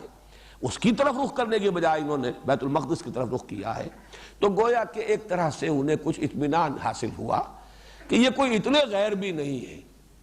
کوئی اتنا زیادہ گھبرانے کی ضرورت نہیں ہے. یہ گویا کہ ایک اعتبار سے تو ہمارے متبعین ہیں، ہمارے قبلے کی پیروی کر رہے ہیں، گویا کہ ہمارے کیمپ فالوورز ہیں. لہذا فوری طور پر اب آپ دیکھیے کہ وہ جو حضور صلی اللہ علیہ وسلم نے جا کر یہود کو معاہدوں میں جکڑ لیا،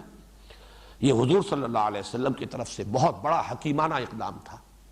اور یہ قبلے کا معاملہ میں سمجھتا ہوں کہ اسی نوعیت کا اللہ تعالیٰ کی طرف سے حکمت کا اظہار ہے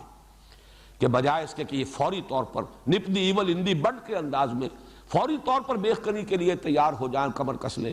اور حضور صلی اللہ علیہ وسلم کو اہل ایمان کو مدینے کے اندر اپنی پوزیشن کنسولیڈیٹ کرنے کا موقع ہی نہ ملے. یہ 16 مہینے محمد رسول اللہ کو ملے صلی اللہ علیہ وسلم. اس میں آپ نے اپنی پوزیشن کو مستحکم کر لیا اور انہیں جکڑ لیا معاہدوں کے اندر، اور اس کے اندر وہ ایسے جکڑے گئے ہیں کہ پھر سازشیں کرتے رہے، جھوٹ بولتے رہے، اوپر سے صلح اور نیچے سے سازش. ظاہر بات ہے جو شخص یہ رویہ اختیار کرتا ہے اس کی اپنی کوئی مورل سٹرینتھ باقی نہیں رہتی، اس کے اپنے اندر کوئی اخلاقی قوت برقرار نہیں رہتی. وہ تو خود اپنے ضمیر کے سامنے مجرم ہوتا ہے کہ اوپر سے صلح کیے ہوئے ہوں اور میں بباطن ان کے خلاف سازش کر رہا ہوں. لہذا اس کے وار میں کبھی زور نہیں ہوگا. وہ جو کبھی کہا تھا جگر نے کہ میں چوٹ بھی کھاتا جاتا ہوں اور قاتل سے بھی کہتا جاتا ہوں، توہین ہے دست و بازو کی وہ وار کے جو بھرپور نہیں. جس شخص کو یقین نہ ہو کہ جو کام میں کر رہا ہوں وہ حق ہے، اس کے وار میں زور نہیں ہوتا. توہین ہے دست و بازو کی وہ وار کے جو بھرپور ہے، اس کا وار بھرپور ہو ہی نہیں سکتا، اس لیے کہ وہ تو خود اپنی نگاہ میں ذلیل ہے اور مجرم ہے اپنے ضمیر کے سامنے.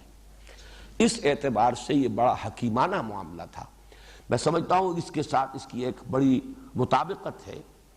کہ ان کا پھر یہ دعویٰ تھا کہ ٹھیک ہے ہم بھی مومن، تم بھی مومن، ہمیں بھی ریکگنائز کرو. کیوں، کیا ضروری ہے کہ ہم ضرور محمد پر ایمان لائیں، ضرور اپنا ہاتھ محمد کے ہاتھ میں دیں صلی اللہ علیہ وسلم. تم بھی مانتے ہو تورات اللہ کی کتاب ہے، وہ ہمارے پاس ہے. تم مانتے ہو موسیٰ اللہ کے رسول تھے، ہم ان کو مانتے. یہ پس منظر رکھیے، چونکہ میں نے مولانا اصلاحی صاحب کے حوالے سے یہ بات کہی ہے، مجھے اس میں وزن نظر آیا ہے. تو یہ دونوں، یہ جو جتنا بھی یہ بیان ہو رہا ہے، یہ پورا نیریٹو جو ہے، اس میں یہ دونوں بالکل فٹ بیٹھ رہے ہیں. کہیں پر زیادہ چیز جو ہے زیادہ مناسب ہے وہ یہود کے ساتھ، جیسے کہ پہلی آیت ہے وَمِنَ النَّاسِ مَن يَقُولُ آمَنَّا بِاللَّهِ وَبِالْيَوْمِ الْآخِرِ وَمَا هُمْ بِمُؤْمِنِينَ. اس کی زیادہ جو ہے انطباق یہود پر ہوتا ہے کہ اس میں ایمان برسالت کا ذکر نہیں. لیکن یہ کہ یہ جو طرز عمل آ رہا ہے کہ وہ یہ کہتے ہیں وَإِذَا قِيلَ لَهُمْ آمِنُوا كَمَا آمَنَ النَّاسُ قَالُوا أَنُؤْمِنُ كَمَا آمَنَ السُّفَهَاءُ. جواب میں وہ کہتے ہیں کہ کیا ہم ایمان لائیں جیسے یہ احمق لوگ ایمان لائیں. سفیہ اسے کہتے ہیں جسے اپنے برے اور بھلے کا فہم حاصل نہ ہو. جیسے کہ آیا ہے سورہ نساء میں وَلَا تُؤْتُوا السُّفَهَاءَ أَمْوَالَكُمْ. ناسمجھ ابھی اگر کسی میں، جیسا کسی زمانے میں انگریز کے دور میں کورٹ آف وارڈ ہو جاتا تھا، کوئی بڑا جاگیردار ہے، زمیندار ہے، اولاد جو ہے ناسمجھ ہے یا یہ کہ آوارہ ہو گئی ہے تو حکومت جبراً کورٹ آف وارڈ جو ہے مقرر کر دیتی تھی کہ اس سے وہ کھائیں پیئے، ان کا خرچہ ادا کیا جائے، لیکن یہ کہ اس جائیداد کے اوپر کنٹرول جو ہے ان کا نہ ہو، ورنہ علن تللوں میں اڑا دیں گے۔ تو یہی بات آئی ہے سورہ نساء کے اندر، وَلَا تُؤْتُوا السُّفَهَاءَ أَمْوَالَكُمْ، جو اگر سمجھ نہیں ہے، نیک اور بد کی تمیز نہیں ہے، اپنے نفع اور نقصان کا اگر شعور نہیں ہے تو ان کے حوالے مت کرو مال۔ تو اسی طریقے سے صفی وہ یہ کہتے تھے یہ لوگ جو ہیں یہ تو دیوانے ہیں، فینیٹکس ہیں، انہیں اپنے نفع کا خیال نہیں، نقصان کا خیال نہیں، جان کی پرواہ نہیں، مال کی پرواہ نہیں، یہ تو جان ہتھیلیوں پر لیے پھر رہے ہیں، گھر بار چھوڑ کر یہاں آ گئے ہیں، یا یہاں سے جو انصار میں سے ہیں مومنین صادقین۔ آخر آدمی کو چلنا چاہیے دائیں بائیں دیکھ کر، سوچ سمجھ کر، آگا پیچھا دیکھ کر،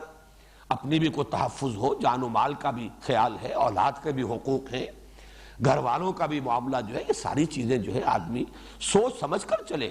یہ تو معلوم ہوتا ہے کہ بالکل ہر چیز سے آزاد ہے، ہر چیز آباد، جب پکارا حاضر، جس کام کے لیے کہا سر تسلیم خم۔ تو ہم اتنے ناسمجھ نہیں ہیں، چلنا چاہتے ہیں لیکن دیکھ بھال کر، دائیں بائیں دیکھ کر، اپنی تحفظ، جان و مال کے تحفظ کے ساتھ۔ یہ بات جو ہے منافقین کے کردار پر 100% منطبق ہو رہی ہے کہ ان کے نزدیک وہ جو معاملہ تھا جس کو میں نے کہا کہ ہرچہ باد آباد ماں کشتی دراب انداختیں، یہ گویا کہ حماقت ہے، آدمی کو چلنا چاہیے۔ بلکہ مجھے یاد آ گئی سورہ حج کی وہ آیت، وَمِنَ النَّاسِ مَن يَعْبُدُ اللَّهَ عَلَى حَرْفٍ فَإِنْ أَصَابَهُ خَيْرٌ اطْمَأَنَّ بِهِ وَإِنْ أَصَابَتْهُ فِتْنَةٌ انقلب عَلَى وَجْهِهِ خَسِرَ الدُّنْيَا وَالْآخِرَةَ۔ لوگوں میں کچھ ایسے بھی ہیں کہ جو کنارے کنارے بندگی کرنا چاہتے ہیں، اللہ کی مجدھار میں کودنا بھی چاہتے ہیں، وہ آخرت بھی چاہتے ہیں لیکن دنیا کا گھاٹا بھی گوارا نہیں ہے، ہمیں دین بھی ملے لیکن دنیا کا بھی نقصان نہ ہو، جنت بھی مل جائے لیکن یہاں کی ابھی کوئی قربانی نہ دینی پڑے۔ تو اعلیٰ حرف، کنارے کنارے، وَمِنَ النَّاسِ مَن يَعْبُدُ اللَّهَ عَلَىٰ حَرْفٍ، بندگی تو کرنا چاہتے ہیں اللہ کی لیکن ذرا کنارے کنارے، حفاظت کے ساتھ، سیفٹی فرسٹ، اپنی تحفظ کا پہلے خیال رہے۔ فرمایا بڑی پیاری وضاحت، فَإِنْ أَصَابَهُ خَيْرٌ اطْمَأَنَّ بِهِ، اگر خیر ہو، خیریت ہو، مال غنیمت بھی مل گیا ہے، کچھ کرنا بھی نہیں پڑا، ہینگ لگی نہ پھٹکڑی اور رنگ بھی چوکھا آ گیا تو بڑے مطمئن۔ وَإِنْ أَصَابَتْهُ فِتْنَةٌ انقلب عَلَى وَجْهِهِ خَسِرَ الدُّنْيَا وَالْآخِرَةَ، اور اگر کہیں فتنہ، آزمائش، ابتلاء، امتحان، جان و مال کے لیے خطرات آ گئے تو اوندھے منہ گر پڑے۔ خسر الدنیا والآخرہ، یہ دنیا اور آخرت دونوں کا خسارہ ہے، تباہی اور بربادی ہے۔ یہ ہے وہ کردار۔ تو اب ظاہر بات ہے جو لوگ یہ کر رہے تھے، جان و مال کی بازیاں لگا رہے ہیں اور کھیل رہے ہیں، ان کو وہ کہتے تھے بے وقوف ہیں، ناسمجھ ہیں، فینیٹکس ہیں، دیوانے ہیں، انہیں اپنے بھلے اور برے کی سوچ نہیں رہی، وہ مستقبل کا کچھ خیال نہیں رہا، اپنے اہل و عیال کا خیال نہیں کر رہے، کوئی تحفظ جو ہے ان کے سامنے نہیں ہے۔ وَإِذَا قِيلَ لَهُمْ آمِنُوا كَمَا آمَنَ النَّاسُ قَالُوا أَنُؤْمِنُ كَمَا آمَنَ السُّفَهَاءُ أَلَا إِنَّهُمْ هُمُ السُّفَهَاءُ وَلَٰكِن لَا يَعْلَمُونَ، آگاہ ہو جاؤ کہ یہی بے وقوف ہے، یہی احمق ہے، یہی ناسمجھ ہے، لیکن انہیں علم نہیں ہے۔ ایمان کے اعتبار سے سب سے زیادہ کامیابی کی تجارت تو وہ ہے، اصل تجارت تو وہ ہے، جان اور مال اللہ کے حوالے کر دو۔ إِنَّ اللَّهَ اشْتَرَىٰ مِنَ الْمُؤْمِنِينَ أَنفُسَهُمْ وَأَمْوَالَهُمْ بِأَنَّ لَهُمُ الْجَنَّةَ يقاتلون في سبيل الله فيقتلون ويقتلون وعدا عليه حقا في التوراة والإنجيل والقرآن ومن أوفى بعهده من الله فاستبشروا ببيعكم الذي بايعتم به۔ اللہ کے ساتھ یہ سودا کرو تو خوشیاں مناؤ، اس سے بڑا سودا کوئی نہیں، اس سے زیادہ نفع کا معاملہ کوئی نہیں۔ وہ وعدہ جو اللہ نے جنت کا کیا، بأن لهم الجنہ، کتنا پختہ وعدہ، وعدا عليه حقا في التوراة والإنجيل والقرآن، تین مرتبہ اللہ نے اپنے اس وعدے کی توثیق کی ہے، تورات میں بھی یہ وعدہ آیا، انجیل میں آیا، قرآن میں آیا۔ وَمَنْ أَوْفَىٰ بِعَهْدِهِ مِنَ اللَّهِ، اور ذرا سوچو اللہ سے بڑھ کر اپنے عہد کا پورا کرنے والا کون ہوگا؟ فَاسْتَبْشِرُوا، تو اگر یہ سودا کر لیا تو خوشیاں مناؤ۔ تو اگر تو ایمان کی رمق ہو تو محسوس ہوگا کہ اس سے بڑا، اس سے زیادہ نفع بخش سودا کوئی ہے نہیں۔ اصل میں وہ علم حقیقی انہیں حاصل نہیں ہے، اصل میں اس ایمان حقیقی سے محروم ہے، اس لیے ان کو کہہ رہے ہیں احمق، ان کو سمجھ رہے ہیں ناسمجھ، کہ جو اصل سمجھدار ہے یہ الا انہم ہم السفہاء ولکن لا یعلمون۔ وَإِذَا لَقُوا الَّذِينَ آمَنُوا قَالُوا آمَنَّا، اور جب یہ ملتے ہیں ملاقات کرتے ہیں اہل ایمان سے تو کہتے ہیں ہم بھی ایمان رکھتے ہیں یا ہم بھی ایمان لائے ہیں۔ یہ دونوں ترجمے میں کس اعتبار سے کر رہا ہوں؟ اگر وہ یہود کو کے اوپر منطبق کریں گے تو ہم بھی ایمان رکھتے ہیں، آخر اللہ کو مانتے ہیں، آخرت کو مانتے ہیں، رسولوں کو مانتے ہیں، ابراہیم کو مانتے ہیں، موسیٰ کو مانتے ہیں، تورات ہے ہمارے پاس اس کو مانتے ہیں، ہم بھی مومن ہیں۔ یا یہ کہ پھر وہ دعویٰ کرتے ہیں منافقین کہ ہم بھی ایمان لے آئے ہیں، ہم بھی محمد کو مانتے ہیں صلی اللہ علیہ وسلم، ایمان لے آئے ہیں۔ لیکن یہ کہ جب وہ اپنے شیاطین کے پاس، یہ شیطان کے لفظ کی تھوڑی سی وضاحت میں کر دوں، اس میں اختلاف ہے۔ ایک رائے تو یہ ہے، اور امام راغب نے تو اسی کو اولیت دی ہے، ترجیح دی ہے، کہ اس میں نون جو ہے وہ اصلی ہے شطنا۔ شطنا کے معنی ہے تباعدہ، دور ہو جانا، یعنی دوری سرکشی کے اعتبار سے بھی، دوری معصیت کے اعتبار سے بھی، اللہ سے دور ہو جانا، ہدایت سے دور ہو جانا۔ تو اب شیطان وہ ہے کہ جو بہت دور ہو گیا ہدایت سے، اللہ سے بہت دور۔ اور ایک یہ ہے کہ یہ شاطا یشیتوں سے فعلان کے وزن پر مبالغے کا صیغہ ہے۔ شاطا یشیتوں کے معنی ہوتے ہیں احترق غضبا و حسدا، کوئی شخص غصے اور حسد کے اندر جل جائے، جل بھول کر کباب ہو جانا جس کو کہتے ہیں، وہ ہے شاطا یشیت۔ اور اس سے پھر فعلان کے وزن پر شیطان،